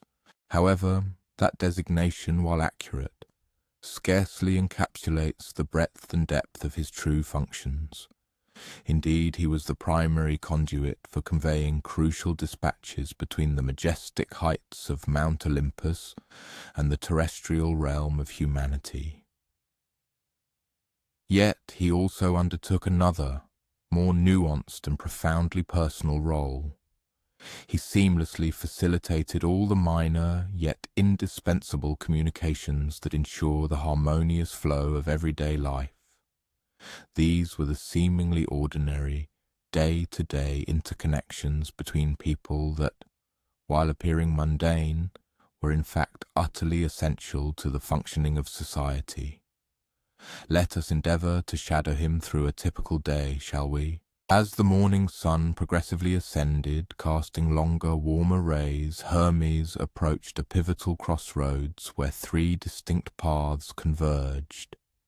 This was precisely the sort of locale where weary travellers frequently paused to rest and deliberate upon their subsequent direction. On this particular day, a young woman was seated upon a weathered stone milestone, her countenance reflecting a mixture of confusion and a faint hint of apprehension. Her attire and distinct accent clearly identified her as an outsider, a foreigner in these unfamiliar territories. Hermes settled down beside her with an air of casual ease, much like any fellow traveller seeking a brief respite. "Are you encountering some difficulty in deciding which route to embark upon?" he inquired, his voice infused with a friendly and reassuring warmth. The young woman proceeded to explain that her objective was to reach her sister's remote village, but the directions she had been furnished with bore no resemblance to the paths stretching before her. She had been journeying since before the first light of dawn, and was now beginning to succumb to the gnawing worry that she was utterly lost.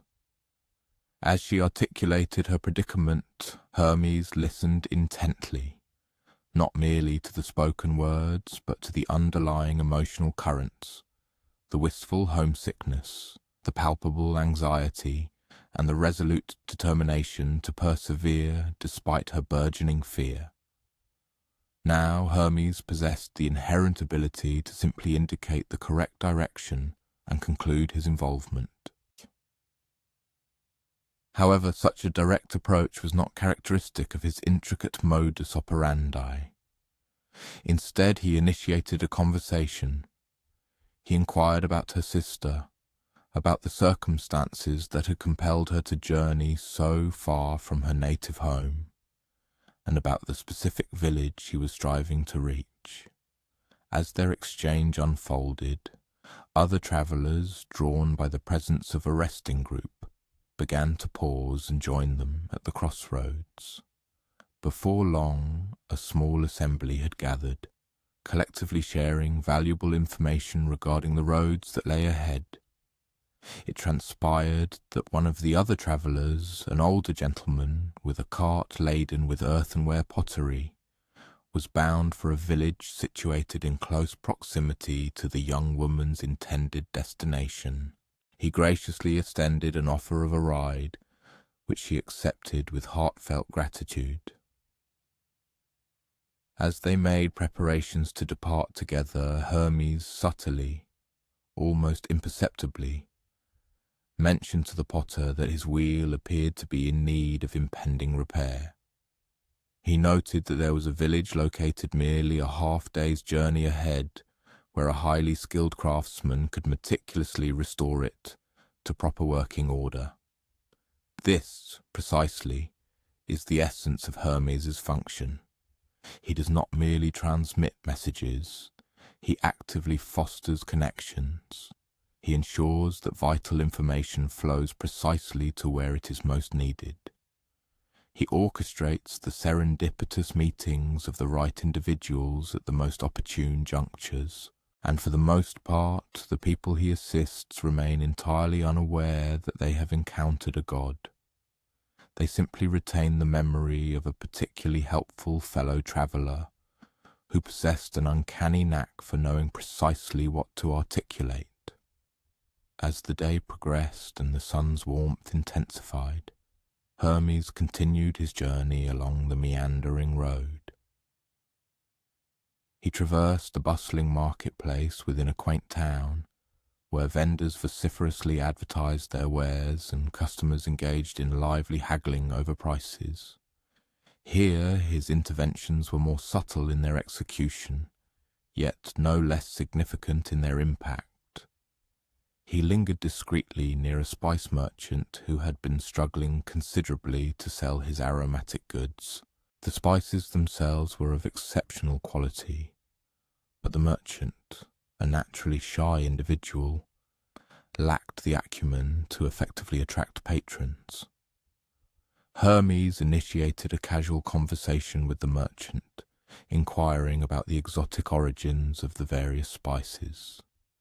As the merchant began to recount the captivating histories behind his merchandise, detailing how the cinnamon had embarked on a lengthy voyage from distant exotic lands, and how the saffron threads were meticulously harvested by hand, his voice gradually gained strength and confidence.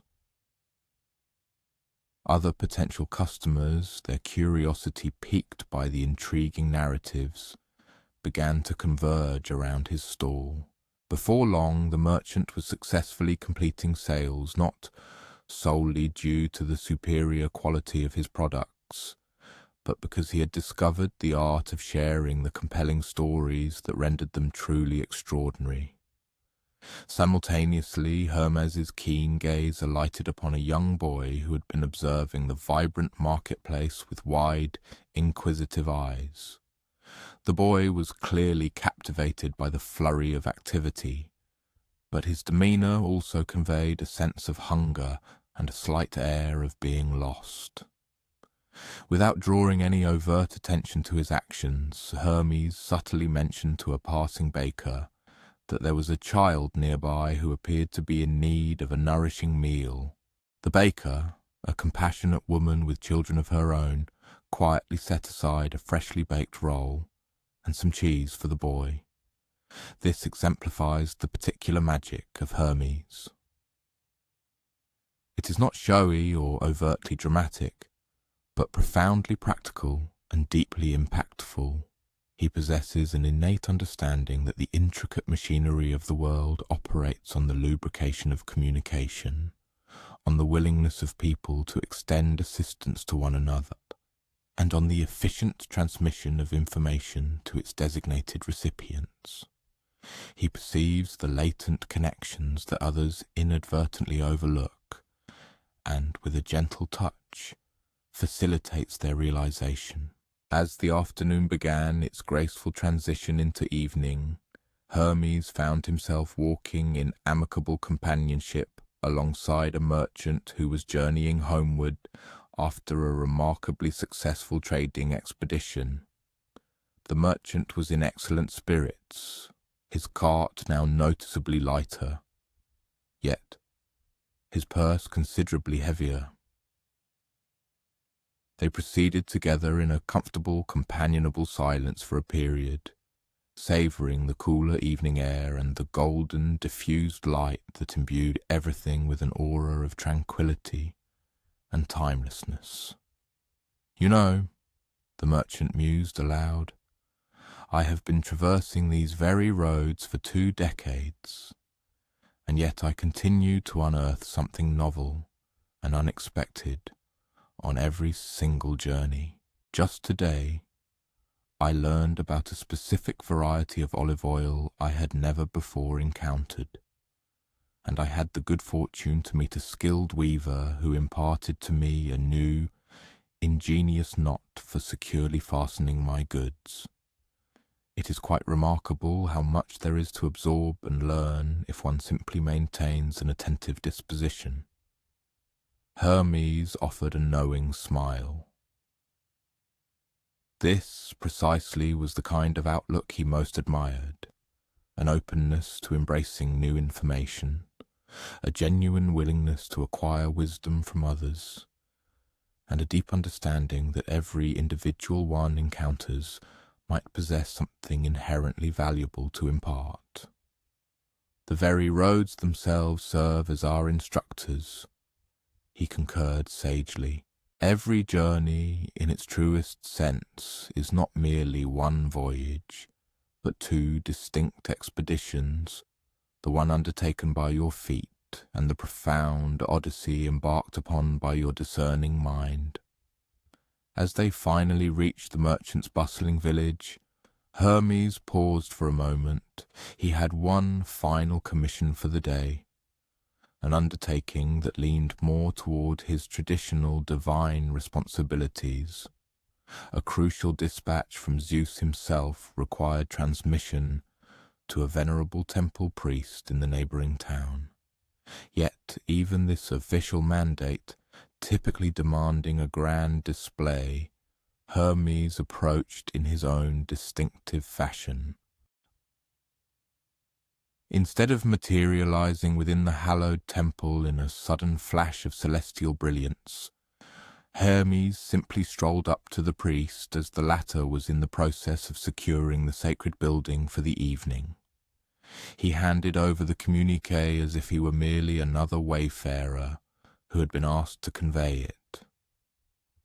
The priest carefully read the missive, which contained detailed instructions regarding an upcoming festival that needed meticulous organization, and extended his thanks to Hermes for his effort. "No effort at all," Hermes replied smoothly. "I was already journeying this way." And in a profound sense, this statement was accurate. Hermes was perpetually in motion, always traversing every conceivable route, constantly bridging the divide between the divine cosmos and the human world, diligently ensuring that the vital flow of communication remained ceaseless in both directions.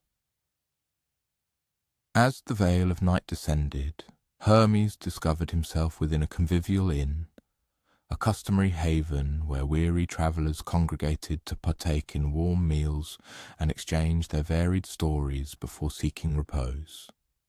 He settled discreetly in a quiet corner, a silent observer intently absorbing the diverse tapestry of conversations unfurling around him. A diligent farmer articulated his profound concerns regarding the capricious and unpredictable weather patterns. A youthful mother voiced her deep-seated anxieties about her ailing child. A skilled craftsman shared intriguing news from his distant home city. An elderly storyteller, with a twinkle in his eye, recounted a venerable legend that drew smiles and laughter from everyone present. Hermes did not intercede in these personal exchanges, yet he listened with meticulous attention. He understood that, at times, the most crucial component of communication is simply to bear witness to what people intrinsically need to express. He fully comprehended that humans possess an innate and profound desire to be heard, to have their individual experiences acknowledged and validated, and to feel intrinsically connected to something far more expansive than their solitary selves. Later that evening, as he prepared to surrender to sleep, Hermes found himself deeply engrossed in a contemplative review of the day's unfolding events. He had extended a guiding hand to a lost woman, not only helping her discover her intended route, but also facilitating the forging of a new, unexpected friendship. He had skillfully imbued a shy merchant with the newfound confidence to eloquently share his captivating tales. He had ensured that a hungry child received much-needed sustenance. Beyond these personal interactions, he had also delivered an exceptionally important message from Zeus, the mighty king of the gods, and had attentively listened to the myriad daily concerns and simple joys expressed by ordinary people. To an observer from an external vantage point, these actions might not immediately register as the typical work of a deity. There were no dramatic thunderbolts, no awe-inspiring miraculous transformations. No sprawling cities were rescued from peril. No fearsome monsters were vanquished in epic battles. However, Hermes possessed an innate understanding that this quieter, more subtle work was just as profoundly essential. The world, he knew, did not solely require grand, ostentatious gestures. Instead, it thrived on the countless unassuming acts of communication and genuine connection that empower individuals to navigate the intricate pathways of their daily lives. Every single time someone politely asks a stranger for directions, every instance a merchant passionately shares the unique story behind their handcrafted goods, every occasion travellers extend a helping hand to one another on a shared road, they are, in effect, actively participating in and embodying Hermes' fundamental work. He had subtly imparted to humankind the profound truth that information inherently yearns to flow freely, that stories possess an innate desire to be shared, and that the perceived barriers between strangers are, more often than not, far less formidable than they initially appear. As Hermes gently drifted off to sleep within the simple yet welcoming inn, his astute mind was already actively charting the course for tomorrow's extensive journey. There would without question be countless more roads to traverse, a multitude of additional messages to diligently carry, and an even greater number of crucial connections to help foster and create. This was because, as long as human beings possessed the inherent and undeniable need to communicate with one another, and indeed, when would such a fundamental need ever truly diminish?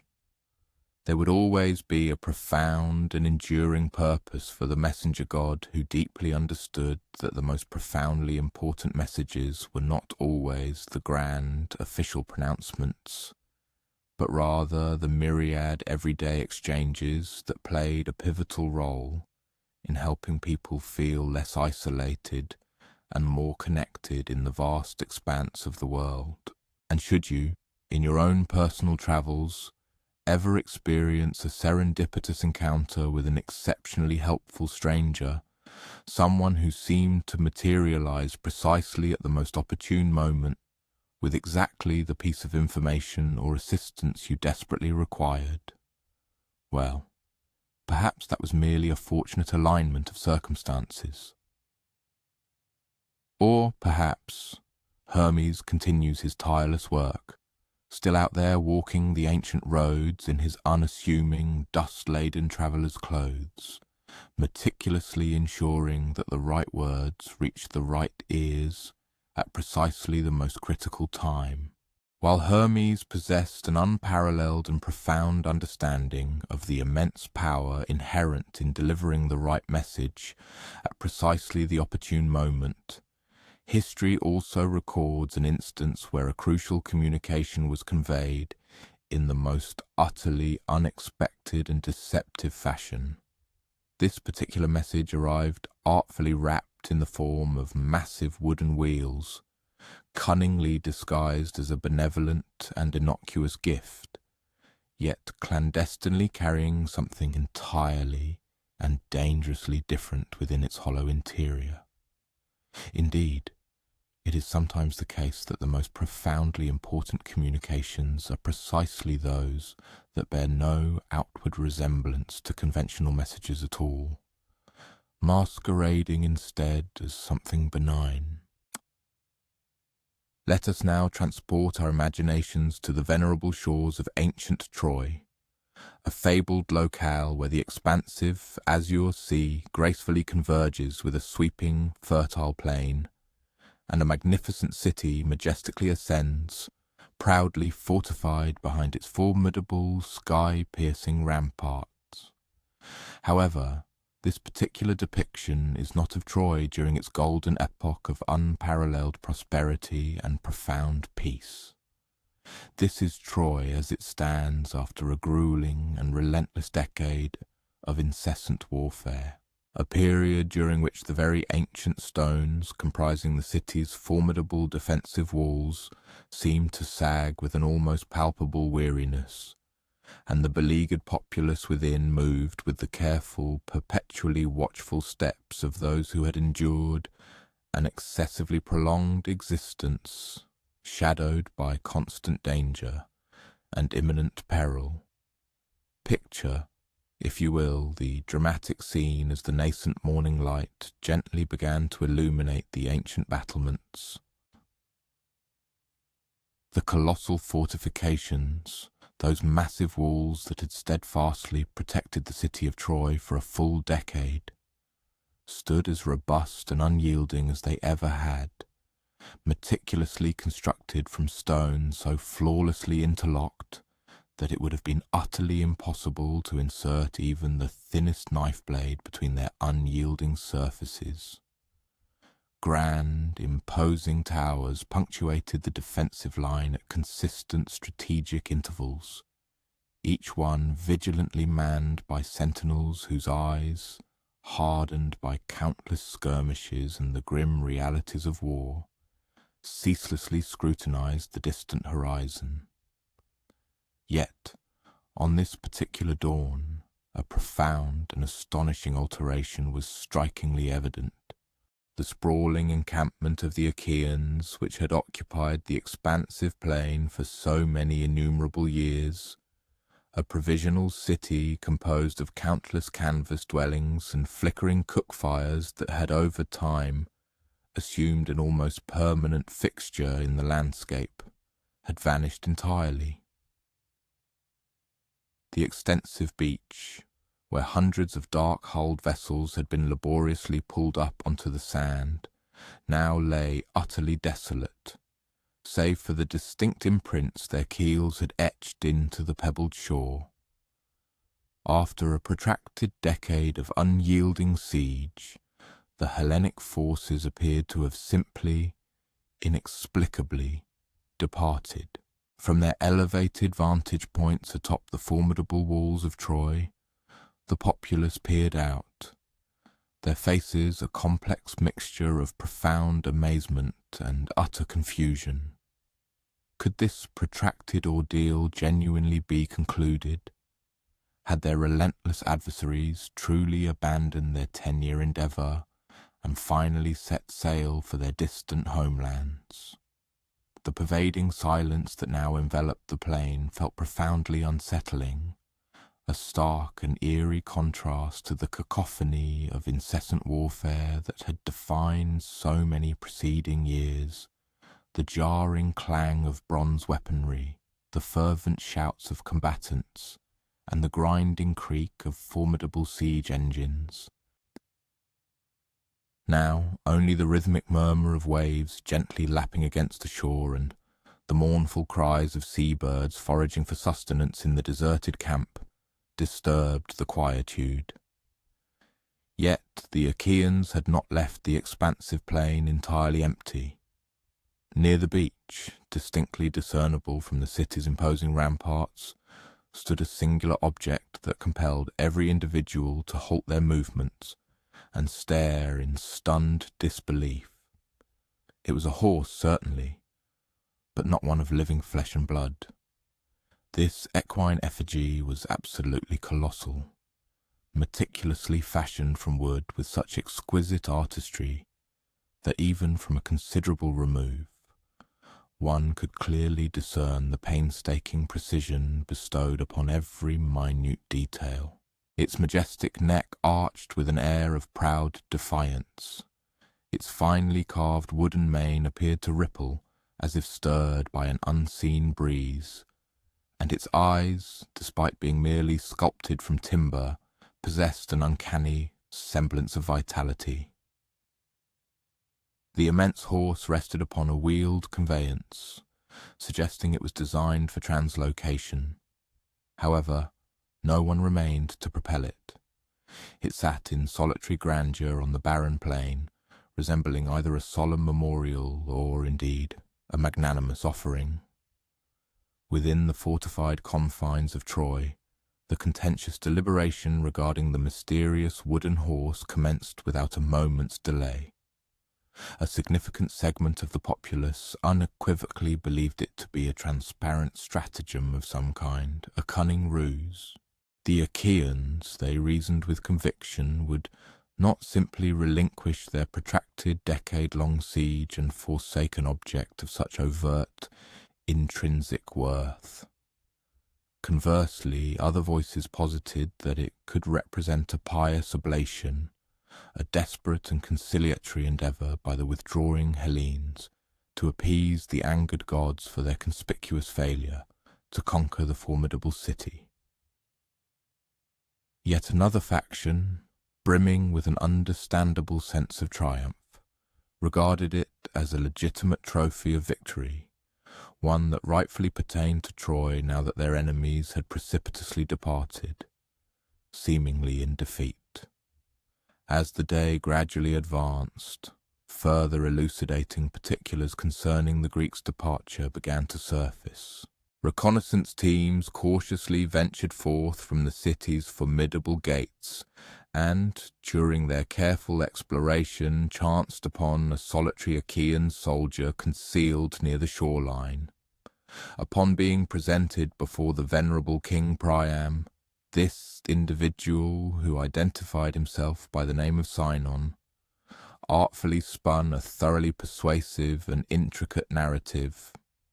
He asserted, with a convincing display of sincerity, that the Hellenes had in fact entirely relinquished their protracted, decade-long siege.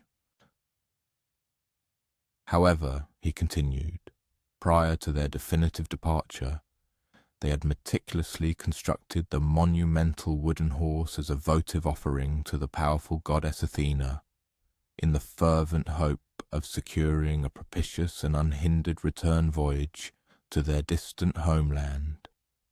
According to Sinon's carefully crafted account, the equine effigy had been intentionally fashioned to an immense scale, precisely to preclude the Trojans from being able to convey it within their impenetrable city walls.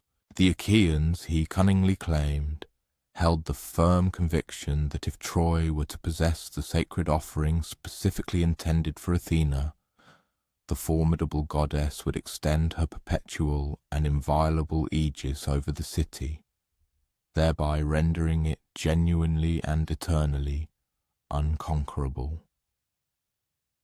Consequently, they had deliberately rendered it too vast to pass through the existing portals, anticipating that the Trojans would, by necessity, leave it exposed outside, where it could not confer any divine safeguarding or protection.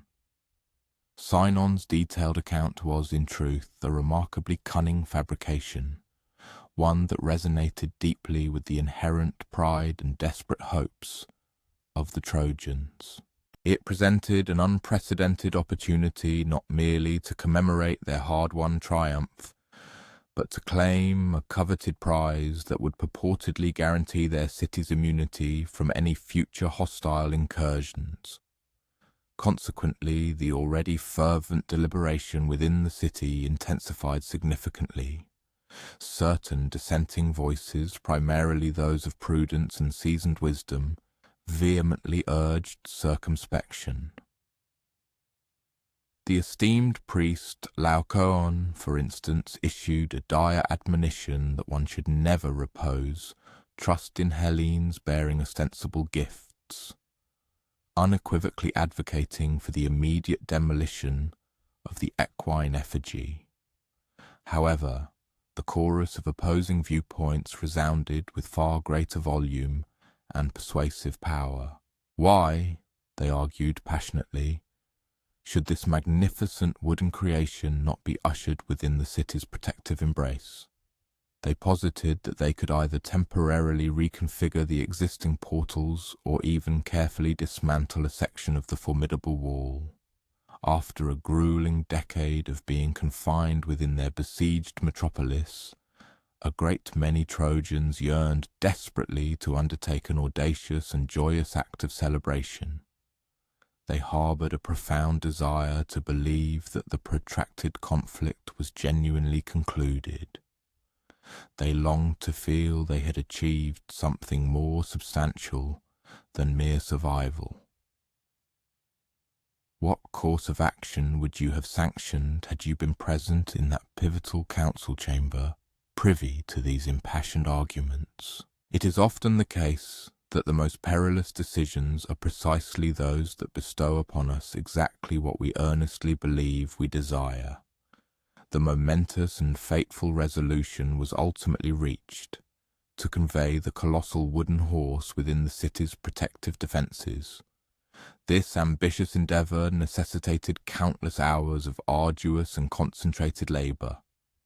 A substantial segment of the formidable city wall had to be meticulously disassembled, stone by painstaking stone, a task of immense scale. Formidable teams of robust men and powerful oxen strained with immense, synchronized effort to haul the gargantuan wooden horse up from the expansive plain and through the newly created aperture in the rampart. It was undeniably back-breaking work, demanding every ounce of strength, yet the prevailing mood throughout the city was one of jubilant festivity and widespread elation.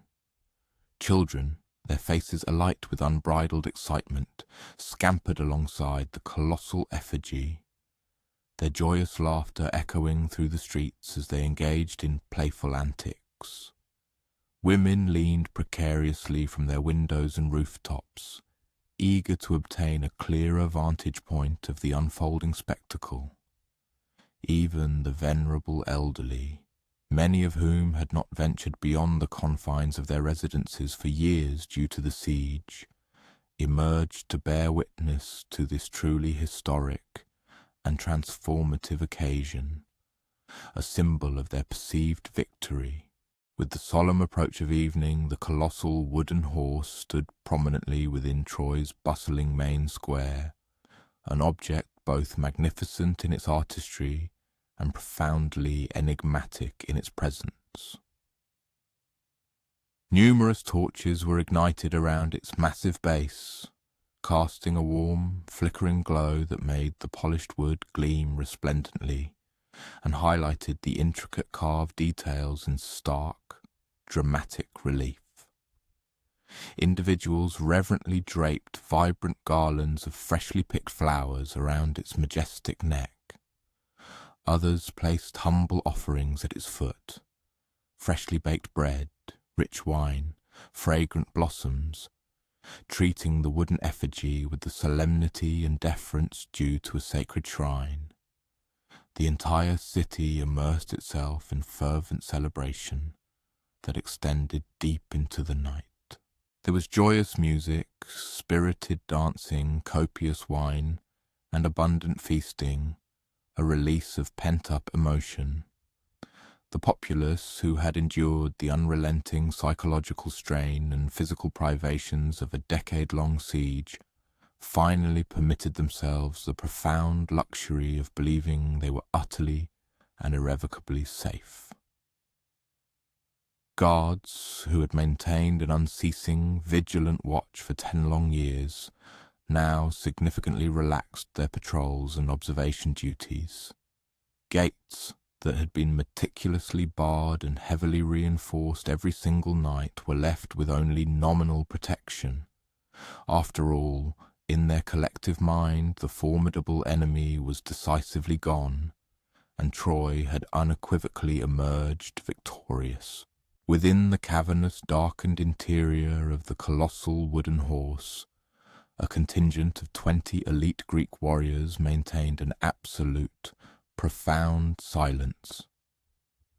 They had endured the cramped confines of this ingenious device since the earliest pre-dawn hours, their senses acutely tuned to the distant sounds of their deceptive offering being deliberated upon, laboriously moved, and ultimately celebrated by the unsuspecting Trojans. The atmosphere within their wooden prison was stifling, thick with the scent of wood and the collective tension, and every sinew and muscle in their bodies protested with an insistent ache from their prolonged immobility. Yet they persisted in their patient vigil, exhibiting the unwavering resolve of seasoned hunters poised for their quarry, and the solemn discipline of priests engaged in a sacred ancient rite.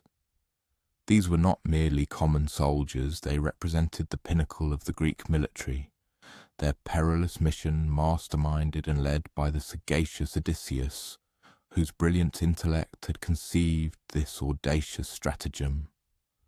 Alongside him, the brooding figure of Menelaus, whose wife Helen's illicit abduction had ignited the decade-long devastating conflict, also waited.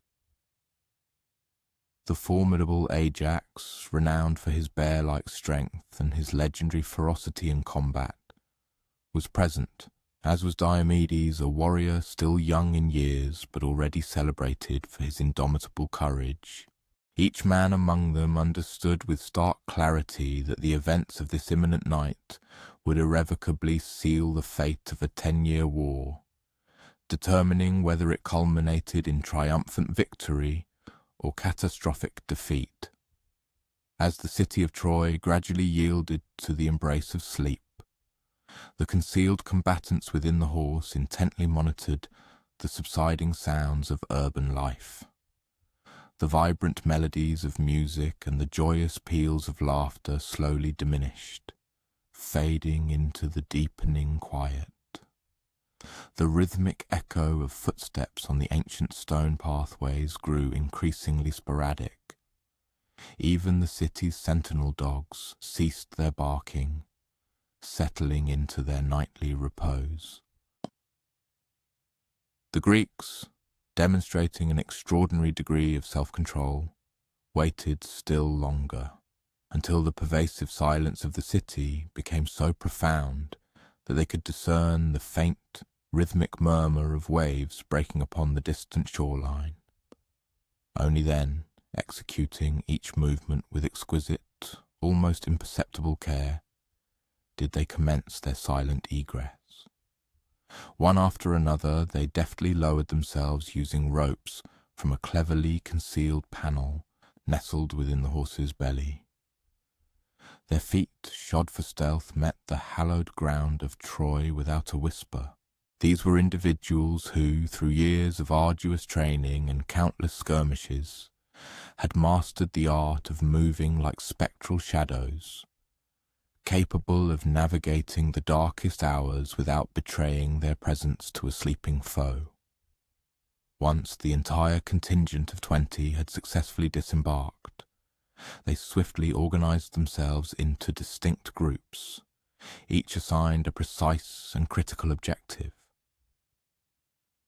Certain teams immediately converged on the city gates, their mission to unbar them and facilitate the entry of the main Greek army, which had stealthily returned under the profound veil of night.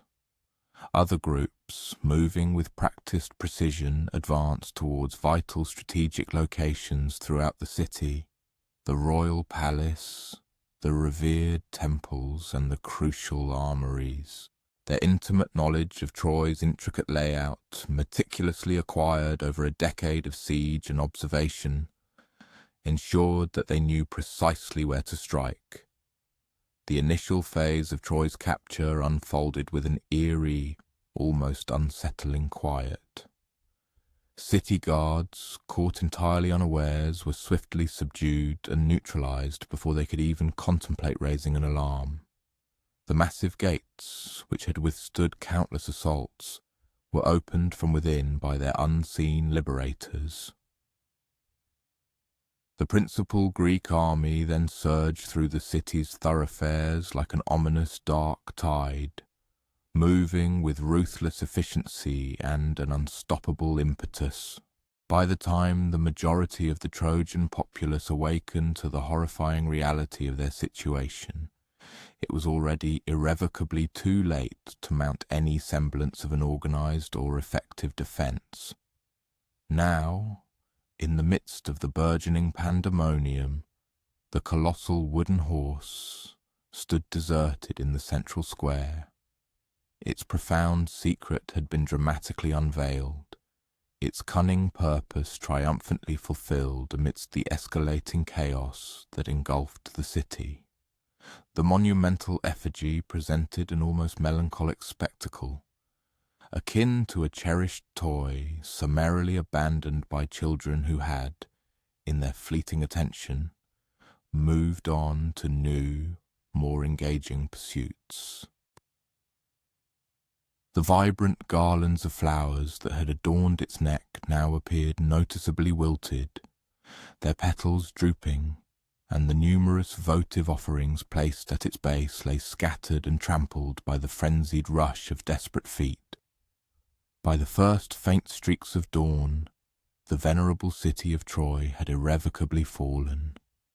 The formidable metropolis that had steadfastly endured a relentless 10-year siege had been overcome in the span of a single night, vanquished by a stratagem as disarmingly simple as it was brilliantly conceived. Troy's magnificent towering walls still stood, their integrity miraculously unbreached, yet they no longer offered any sanctuary or protection. The very gates that had staunchly repelled enemies for an entire decade had been willingly flung open, extending an unwitting welcome to what had appeared to be a benevolent gift. In the disquieting aftermath, as the nascent sun ascended over a world irrevocably transformed, future generations would undoubtedly ponder with incredulity how such an astonishing event could have transpired.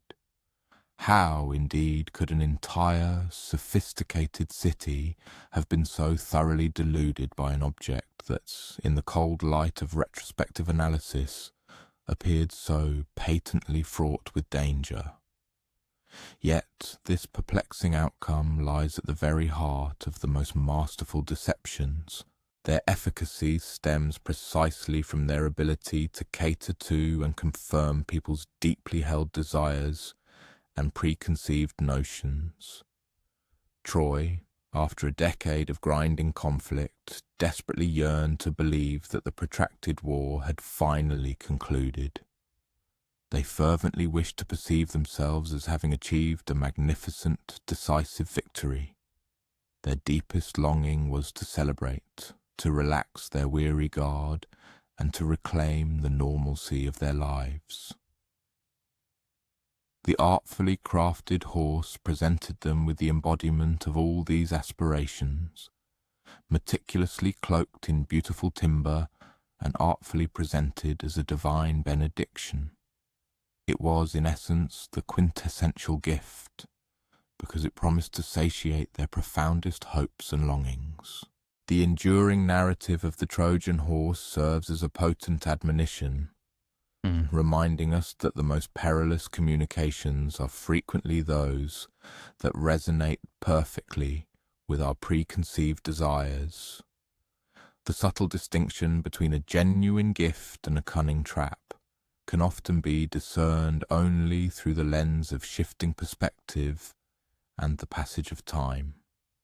Furthermore, the very elements we willingly usher within our protective boundaries, believing them to enhance our security, can paradoxically become the vectors of our greatest vulnerability. However, perhaps an additional, equally profound lesson resonates from this ancient tale. The horse's success was not solely attributable to its ingenious, deceptive nature, but also to the profound weariness that had afflicted Troy. 10 long years of relentless warfare had inexorably eroded their inherent suspicion, their prudent caution, and their fundamental capacity to scrutinize unexpected good fortune. In their overwhelming eagerness to embrace the belief that the arduous struggle had finally ceased, they regrettably ceased to pose the critical, penetrating questions that had safeguarded them for so many years. Even in our contemporary era, when individuals invoke the caution of being wary of Greeks bearing gifts, they are unconsciously recalling this legendary wooden horse and the pivotal night that irrevocably altered the course of history.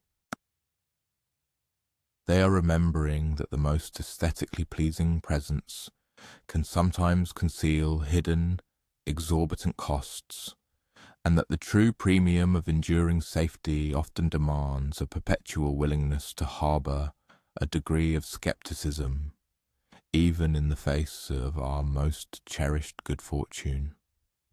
Following the dramatic narrative of the wooden horse, which irrevocably reshaped the destiny of Troy through a potent blend of deception and warfare, let us now pivot to an entirely distinct genre of historical account.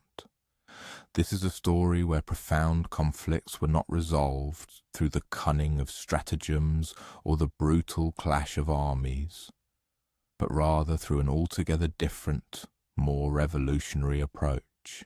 Occasionally, the most transformative concepts are those that, in their essence, appear remarkably straightforward. What if, instead of engaging in destructive combat, rival factions chose to compete through structured games? Journey with me now to a serene and verdant valley nestled within the heart of ancient Greece. This hallowed ground is known as Olympia.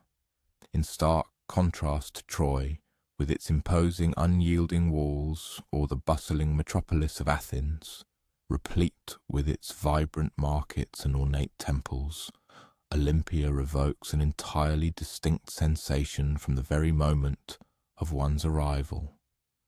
The valley itself is lush and tranquil, punctuated by the graceful forms of ancient olive trees, and bisected by the gentle meanderings of two unassuming rivers.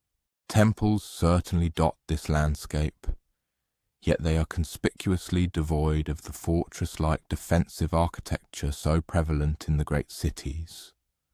Instead, these sacred structures seem to beckon, inviting one inward rather than imposing barriers. The most magnificent of these temples is dedicated to Zeus, the revered father of the gods. And within its hallowed confines resides one of the most astonishing artistic achievements of the ancient world, a monumental statue of Zeus, crafted with such breathtaking magnificence that devotees and travellers would journey for many months, enduring arduous paths, simply to behold its grandeur. The divine figure is depicted seated upon an opulent throne fashioned from gleaming gold and lustrous ivory, its immense scale so towering that visitors must crane their necks to gaze upon his majestic countenance. So exquisitely rendered is this masterpiece that some whispers among the populace suggest it subtly shifts, almost imperceptibly, when no mortal eye is directly upon it. However, our primary focus here is not upon this awe-inspiring statue, magnificent though it unquestionably is. Our true purpose lies in exploring an event that unfolded amidst the sprawling fields and sacred groves surrounding this very temple. It was a phenomenon that began humbly, on a small scale, yet gradually blossomed into one of the most profoundly significant and enduring traditions in the annals of human history. We are here, in essence, to witness the very genesis of the first Olympic Games. Envision the scene as it might have appeared nearly 3 millennia ago. There stood no colossal stadium as we know them today, no meticulously carved marble seating arranged for tens of thousands of eager spectators. Instead, the setting was a remarkably simple expanse of open field, its grassy surface already visibly worn smooth by the repeated pounding of running feet, and a modest grove of trees where people had congregated to observe something novel and inherently thrilling. The assembled throng was not immense, but it possessed a striking diversity, a characteristic that would have been exceptionally unusual anywhere else in the fractious landscape of Greece. Representatives from numerous, often rival city-states were present, individuals from Athens, from Sparta, from Corinth and from Thebes, factions that, under normal circumstances, would likely regard one another with deep-seated suspicion or overt hostility. Yet, on this particular day, they were united by a singular, shared objective: to witness their finest young men engage in spirited contests, showcasing their speed, their raw strength, and their honed skill. The visionary concept for these games originated with a man named Theseus, a monarch who had grown profoundly weary of the incessant, debilitating wars that perpetually afflicted the Greek peninsula. It seemed that with the arrival of every summer, yet another city-state would plunge into conflict with its neighbour. Young men, whose destinies ought to have involved tilling the land, mastering trades, or establishing families, were instead conscripted and marched off to the brutal theatre of battle. This relentless cycle of conflict was systematically draining the vitality of everyone, both economically and spiritually. Iphitus, in a moment of profound insight, conceived a truly radical idea.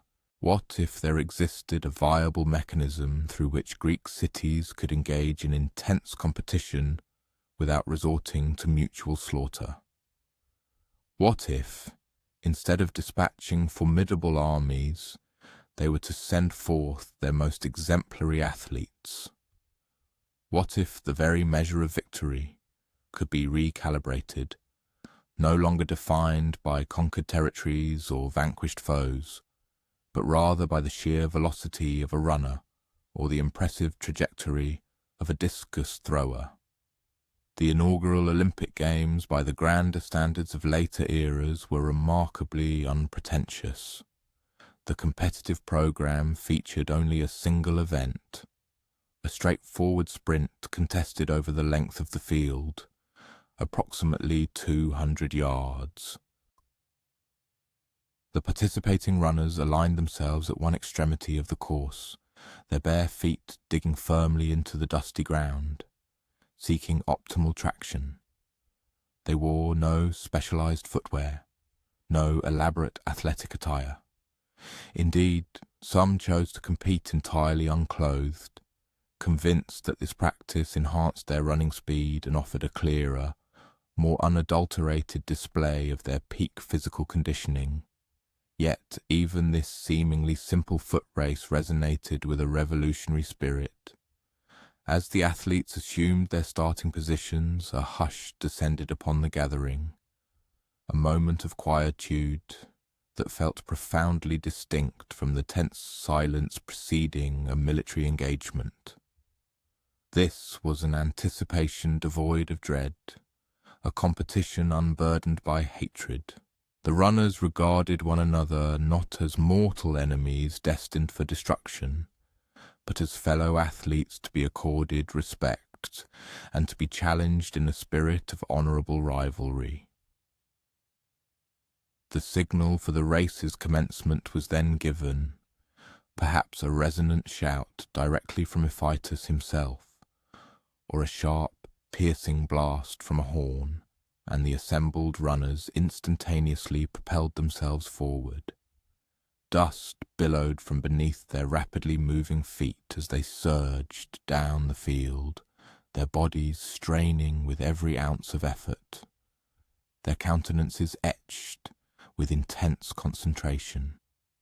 The assembled multitude erupted in cheers, yet it was a quality of cheering distinctly different from the cacophony heard amidst a battle. Spectators vociferously offered encouragement, not merely to the representative from their own city, but also in recognition of exceptional displays of skill or extraordinary effort exhibited by any of the competing runners. When the race concluded and the victor's name was proclaimed, a truly remarkable phenomenon occurred.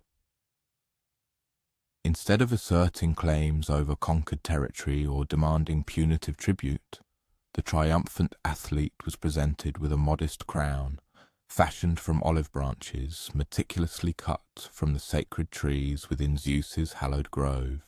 It was a prize that, in terms of material cost, amounted to nothing, yet in its symbolic value it was worth everything: unequivocal recognition, profound honour, and the indelible knowledge that, for that fleeting moment, one stood as the fastest man in all of Greece.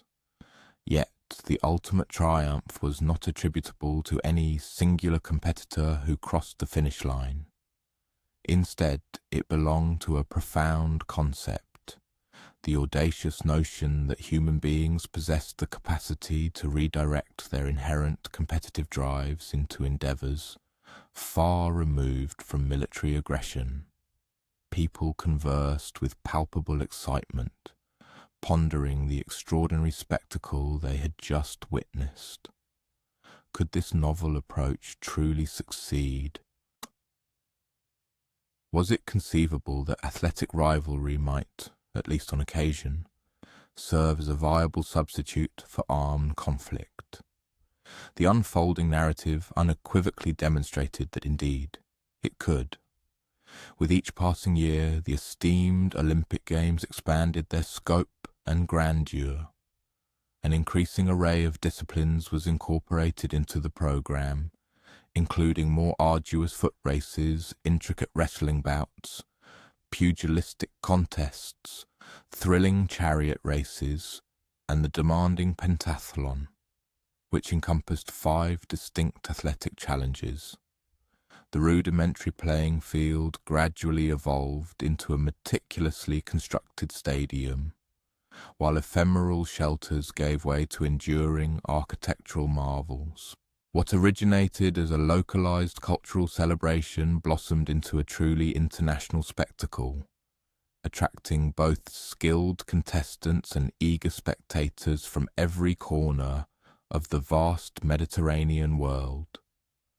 Crucially, the Games inaugurated an unparalleled institution, the hallowed Olympic truce.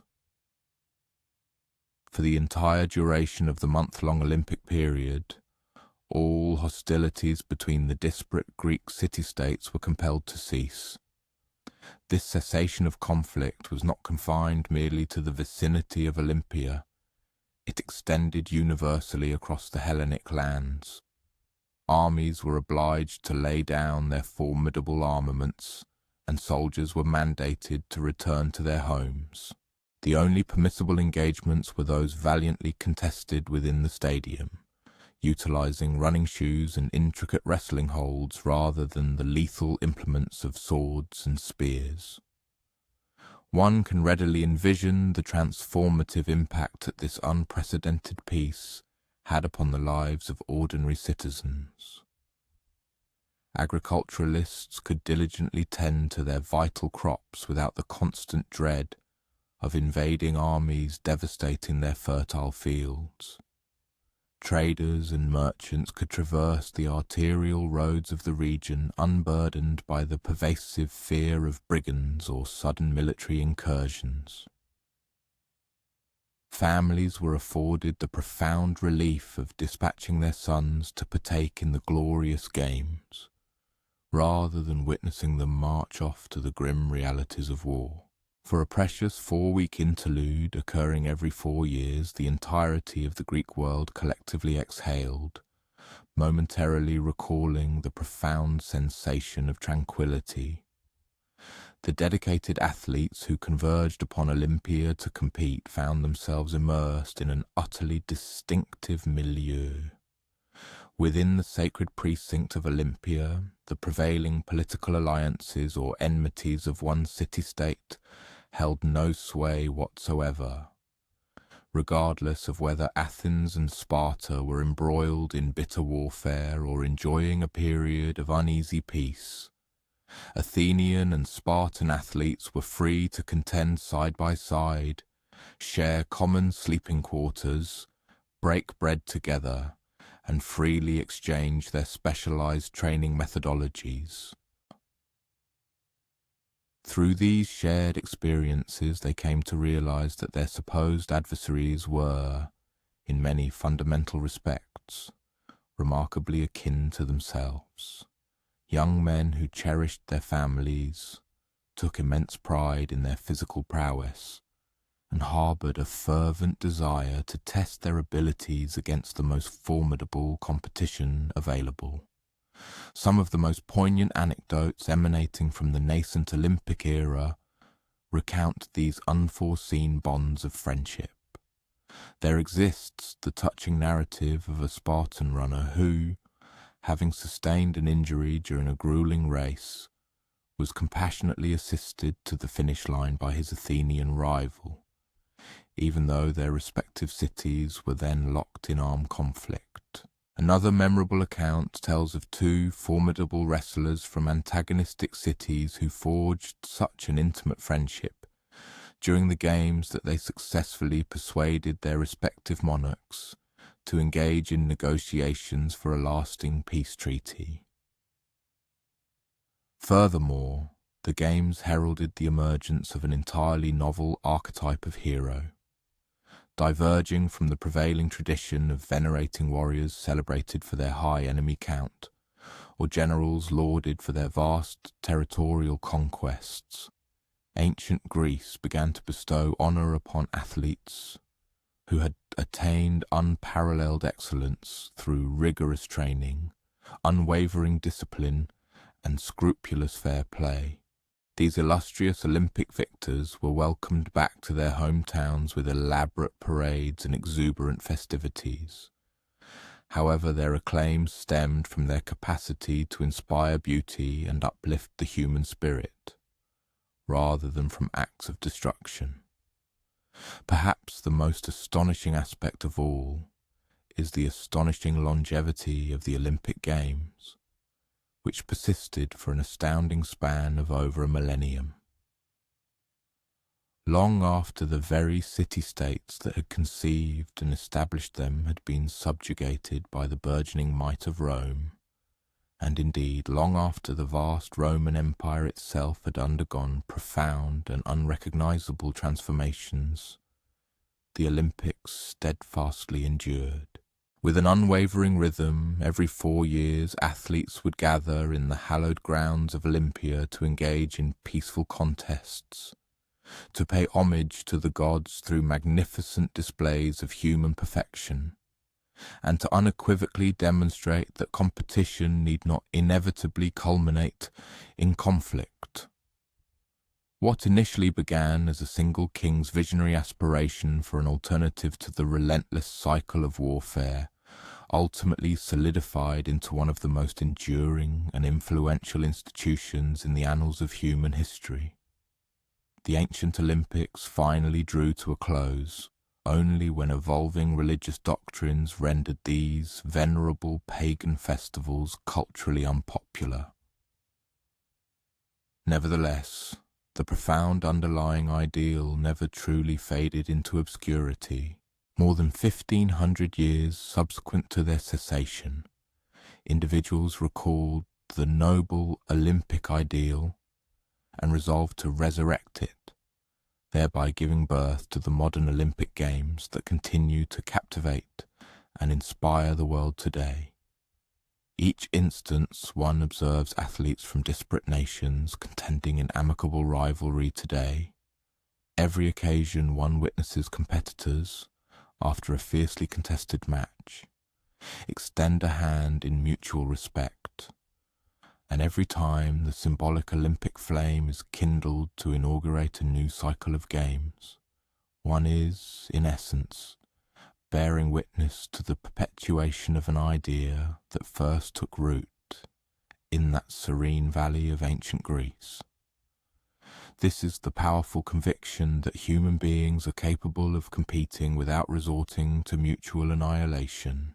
It is the belief that supreme excellence in the realm of sport can effectively serve as a potent substitute for prowess in warfare. It posits that the very same formidable energies that impel us towards conflict can be judiciously channeled into something inherently beautiful and deeply inspiring instead. The inaugural Olympic Games imparted the invaluable lesson that some of our finest intrinsic impulses, the fervent desire to excel, the urge to rigorously test our own limits, and the pride in representing our communities, can all be thoroughly satisfied without the scourge of violence.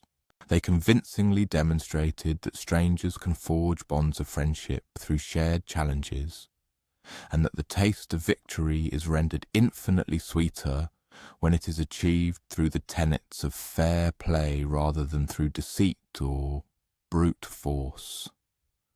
And perhaps this profound understanding is precisely why the Olympic ideal has endured for nearly 3,000 years. In a world frequently appearing to be driven by discord and fragmentation, the Games present a profoundly different paradigm. One where our inherent differences serve to make us more formidable competitors, rather than bitter antagonists, where the ultimate objective is not merely to vanquish others, but rather to unearth and cultivate the very best within ourselves. Just as the Olympic Games served as a powerful conduit for uniting individuals through spirited competition and a common objective, another revered locale in ancient Greece beckoned people from across the then-known world, albeit for a distinctly different form of enlightenment. While athletes diligently ascended to Olympia to rigorously test the very boundaries of their physical capabilities, a diverse array of others embarked upon the arduous climb up the majestic slopes of Mount Parnassus, seeking profound answers to intricate questions that defied simple solutions. Perched majestically high in the rugged mountains of central Greece, where magnificent eagles gracefully navigate between towering peaks and the atmosphere becomes strikingly thin and crystal clear, lies the ancient and sacred sanctuary of Delphi. The journey to this hallowed site is by no means an effortless undertaking. The winding pathway serpentines relentlessly up precipitous hillsides, guiding travellers past verdant olive groves that tenaciously cling to rocky terraces, and through dense ancient forests of oak and pine that murmur softly in the mountain breeze. Yet, for an astonishing duration exceeding 1,000 years, countless individuals willingly undertook this arduous ascent, driven by the unwavering conviction that within this remote and breathtakingly beautiful sanctuary they could genuinely apprehend the very voice of Apollo himself. The architectural configuration of the sanctuary of Delphi does not conform to the typical expectations one might derive from tales of enigmatic oracles and divine pronouncements. One does not encounter foreboding, shadowy caverns or austere, forbidding temples. Instead, the various structures ascend gracefully in a series of terraces up the mountainside, their pristine, white marble columns gleaming brilliantly against the expansive, deep blue sky.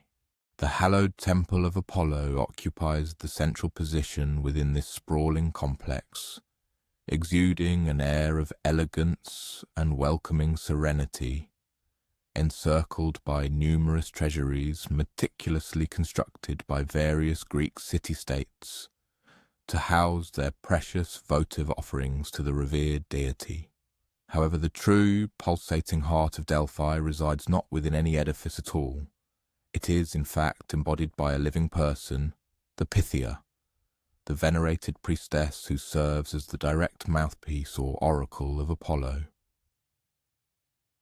At any given moment, there is typically only a single woman who holds this profoundly important position, although on occasions when the demand for consultations reaches particularly high levels, there might be 2 or even 3 priestesses serving concurrently.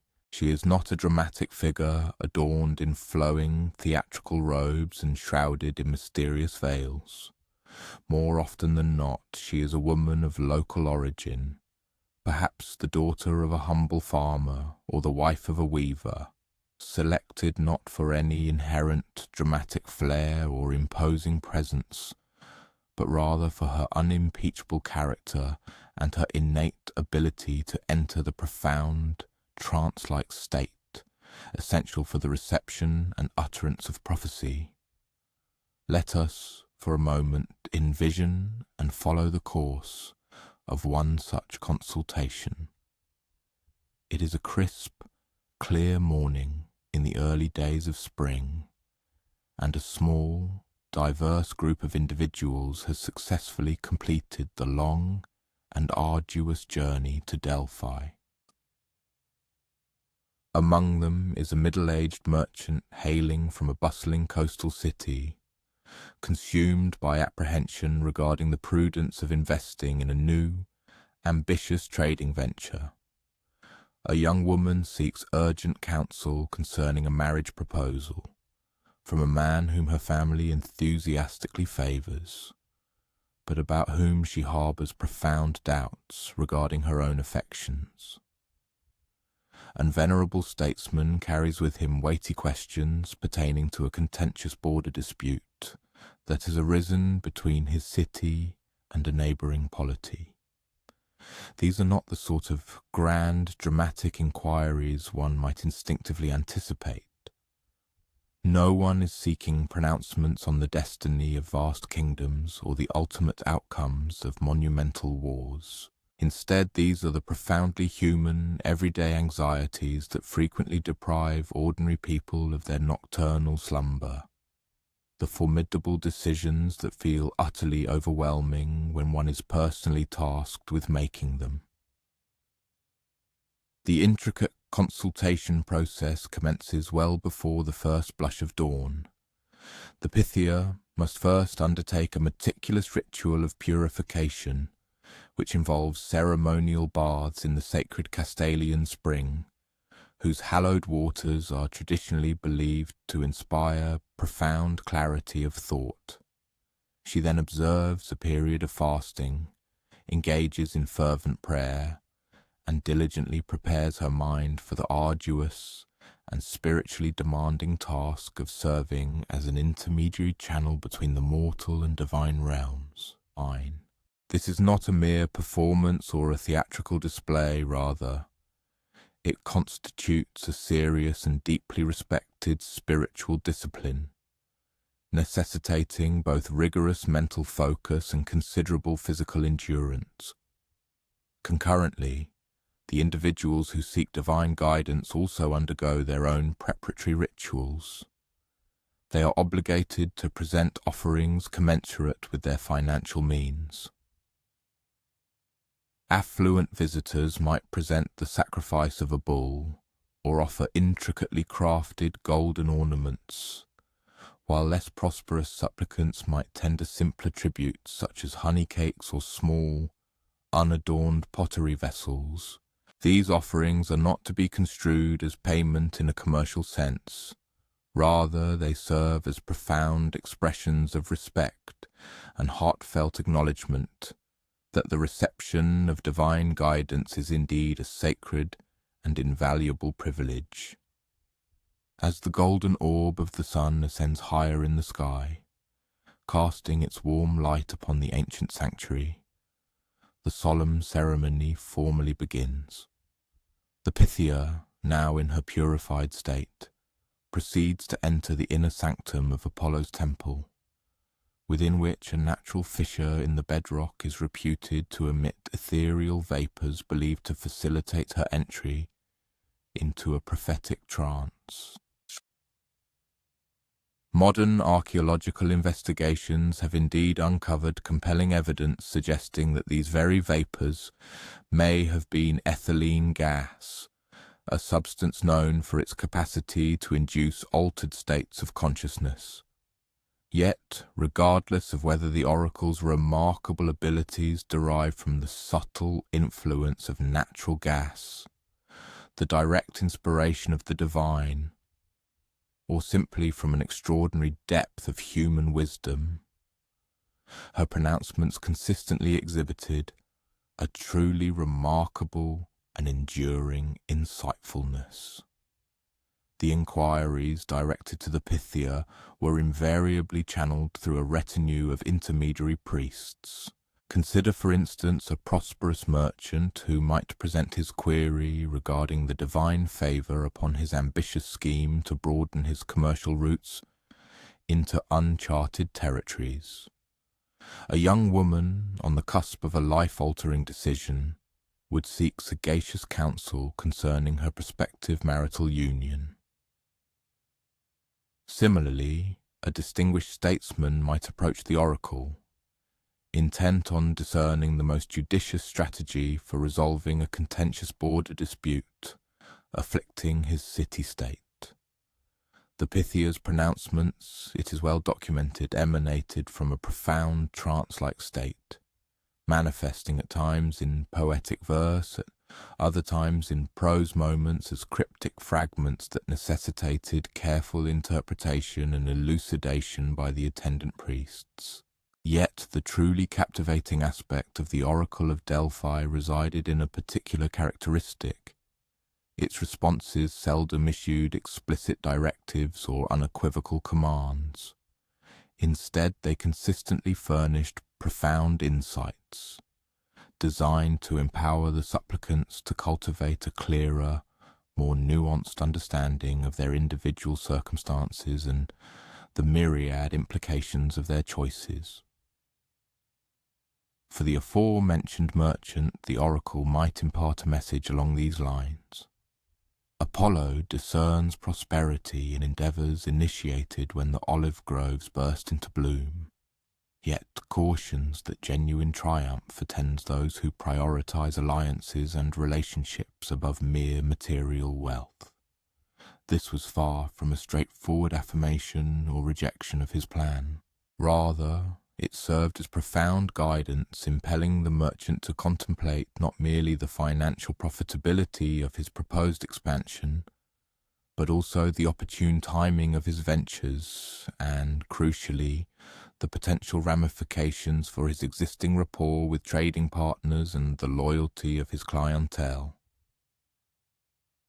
The earnest young woman, contemplating matrimony, could conceivably receive a response such as, "The radiant Apollo smiles upon unions where mutual respect blossoms into enduring affection, but issues a solemn warning against bonds forged solely by the expectations of others, rather than the authentic yearnings of one's own heart." Again, this was not a direct instruction to either embrace or decline the marriage proposal. Instead, it offered a trove of wisdom, guiding her to concentrate on the fundamental values and personal convictions that genuinely mattered in the arduous process of reaching such a pivotal decision. The statesman's delicate inquiry concerning the border dispute might elicit a reply stating, "The divine honours those who champion justice through reasoned discourse before resorting to the clash of weaponry, and reminds you that amiable neighbours possess a worth far exceeding that of fertile lands." This insightful pronouncement not only acknowledged the inherent complexities of political disagreements, but also subtly advocated for the paramount importance of fostering enduring relationships over the pursuit of fleeting territorial gains. The true marvel of these prophetic utterances lay not in their presumed mystical genesis, but in the profound, actionable wisdom they consistently imparted.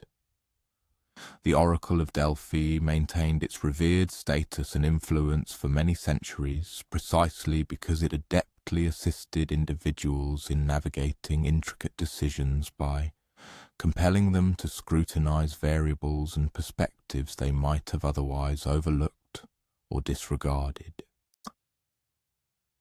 The sacred ambience of the sanctuary, coupled with the solemn religious rituals performed within its precincts, collectively forged an environment conducive to introspection, a hallowed space where individuals could consciously detach themselves from their immediate anxieties and dedicate their thoughts to long-term repercussions and the bedrock of their deepest values.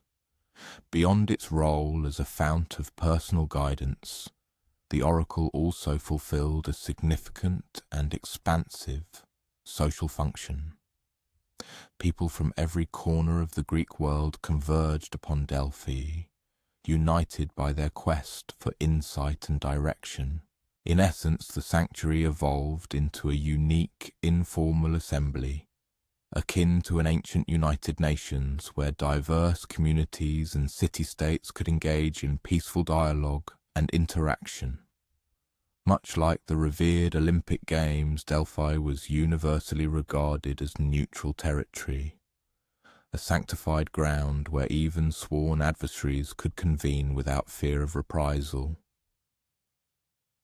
The priests who diligently served at Delphi, interpreting the Pythia's enigmatic pronouncements, gradually accumulated an extensive reservoir of intelligence concerning the intricate political, economic, and social currents flowing throughout the entire Mediterranean basin. When called upon to decipher the Pythia's sometimes obscure declarations, they could judiciously draw upon this vast, interconnected network of knowledge to provide invaluable context and pragmatic counsel. Consequently, a seemingly straightforward question about trade routes could be answered with an acute awareness of prevailing political tensions, seasonal weather patterns, and the fluctuating market conditions across dozens of distinct regions. Perhaps most profoundly, the Oracle of Delphi championed the transformative notion that momentous decisions merited meticulous contemplation and thorough consultation. In an ancient world frequently governed by the principle that might often dictated right, where powerful figures could capriciously make choices that irrevocably impacted thousands of lives on a mere whim, Delphi stood as a powerful counterpoint. It subtly yet firmly suggested that even kings and military generals should pause, reflect, and carefully weigh the sagacity of their intended actions.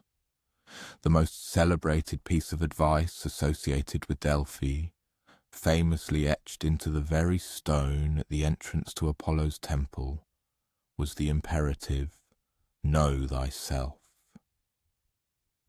This was far from obscure mystical jargon.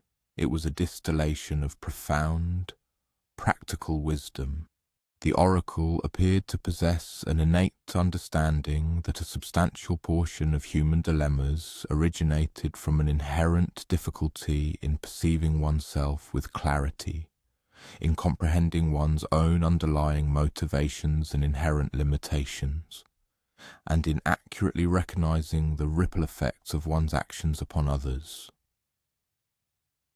When individuals undertook the arduous pilgrimage to Delphi, they frequently discovered that the very process of articulating their questions with precision, preparing appropriate votive offerings, and patiently awaiting their consultation provided an invaluable framework for gaining fresh perspective on their difficulties. Indeed, on occasion, by the time they finally engaged with the oracle, they had already begun to discern potential solutions with newfound clarity. The Oracle of Delphi remained an active and influential institution for an impressive span exceeding a millennium, from approximately the 8th century BCE until its eventual decline in the 4th century CE. Throughout this extensive period, it offered its counsel to a diverse array of individuals, ranging from humble agriculturalists to the formidable Alexander the Great. Its guidance was esteemed precisely because it never claimed to possess all-encompassing answers, but rather excelled at helping people formulate superior questions. In our contemporary era, while we may no longer subscribe to the belief that deities communicate through sacred exhalations or through priestesses in altered states of consciousness, the fundamental insights offered by Delphi retain their enduring value. Complex decisions are invariably enhanced by careful deliberation, the integration of external perspectives, and a thorough consideration of long-term consequences. At times, the most potent guidance emerges not from being explicitly instructed on a course of action, but from being empowered to think more lucidly about the truths we already intuitively grasp within our own hearts. The venerable tradition of seeking wisdom from those capable of offering fresh perspective and profound insight persists robustly in the modern world, manifesting in a multitude of forms, from the empathetic guidance of therapists and counselors to the experienced mentorship of trusted advisors and the candid reflections of cherished friends. Humanity continues to acknowledge the intrinsic worth of disengaging from immediate preoccupations, delving into our deeper ethical principles and meticulously contemplating how our choices will impact not only our individual lives, but also the broader community of which we are an integral part. And perhaps this represents the most profound and enduring lesson bequeathed by the oracle at Delphi, that genuine wisdom is not contingent upon possessing magical access to divine knowledge, but rather about deliberately cultivating the space and time for rigorous thought, about actively seeking viewpoints that transcend our own circumscribed experiences, and about perpetually remembering that our individual decisions are interwoven into larger, intricate patterns that connect us all to one another and to the unfolding narrative of human civilization. As one reflects upon these ancient narratives, metaphorically drifting from the hallowed mountains of Delphi back to our current time and place, one carries forward the quiet, yet profound wisdom of the Greeks, that an inquisitive spirit possesses the power to reshape the world, that effective communication serves as the fundamental thread connecting all individuals, that cunning stratagems can often prove self-defeating, that healthy competition can foster growth rather than destruction, and that the most insightful guidance frequently materializes not in the form of definitive answers, but in the learned capacity to pose more insightful questions.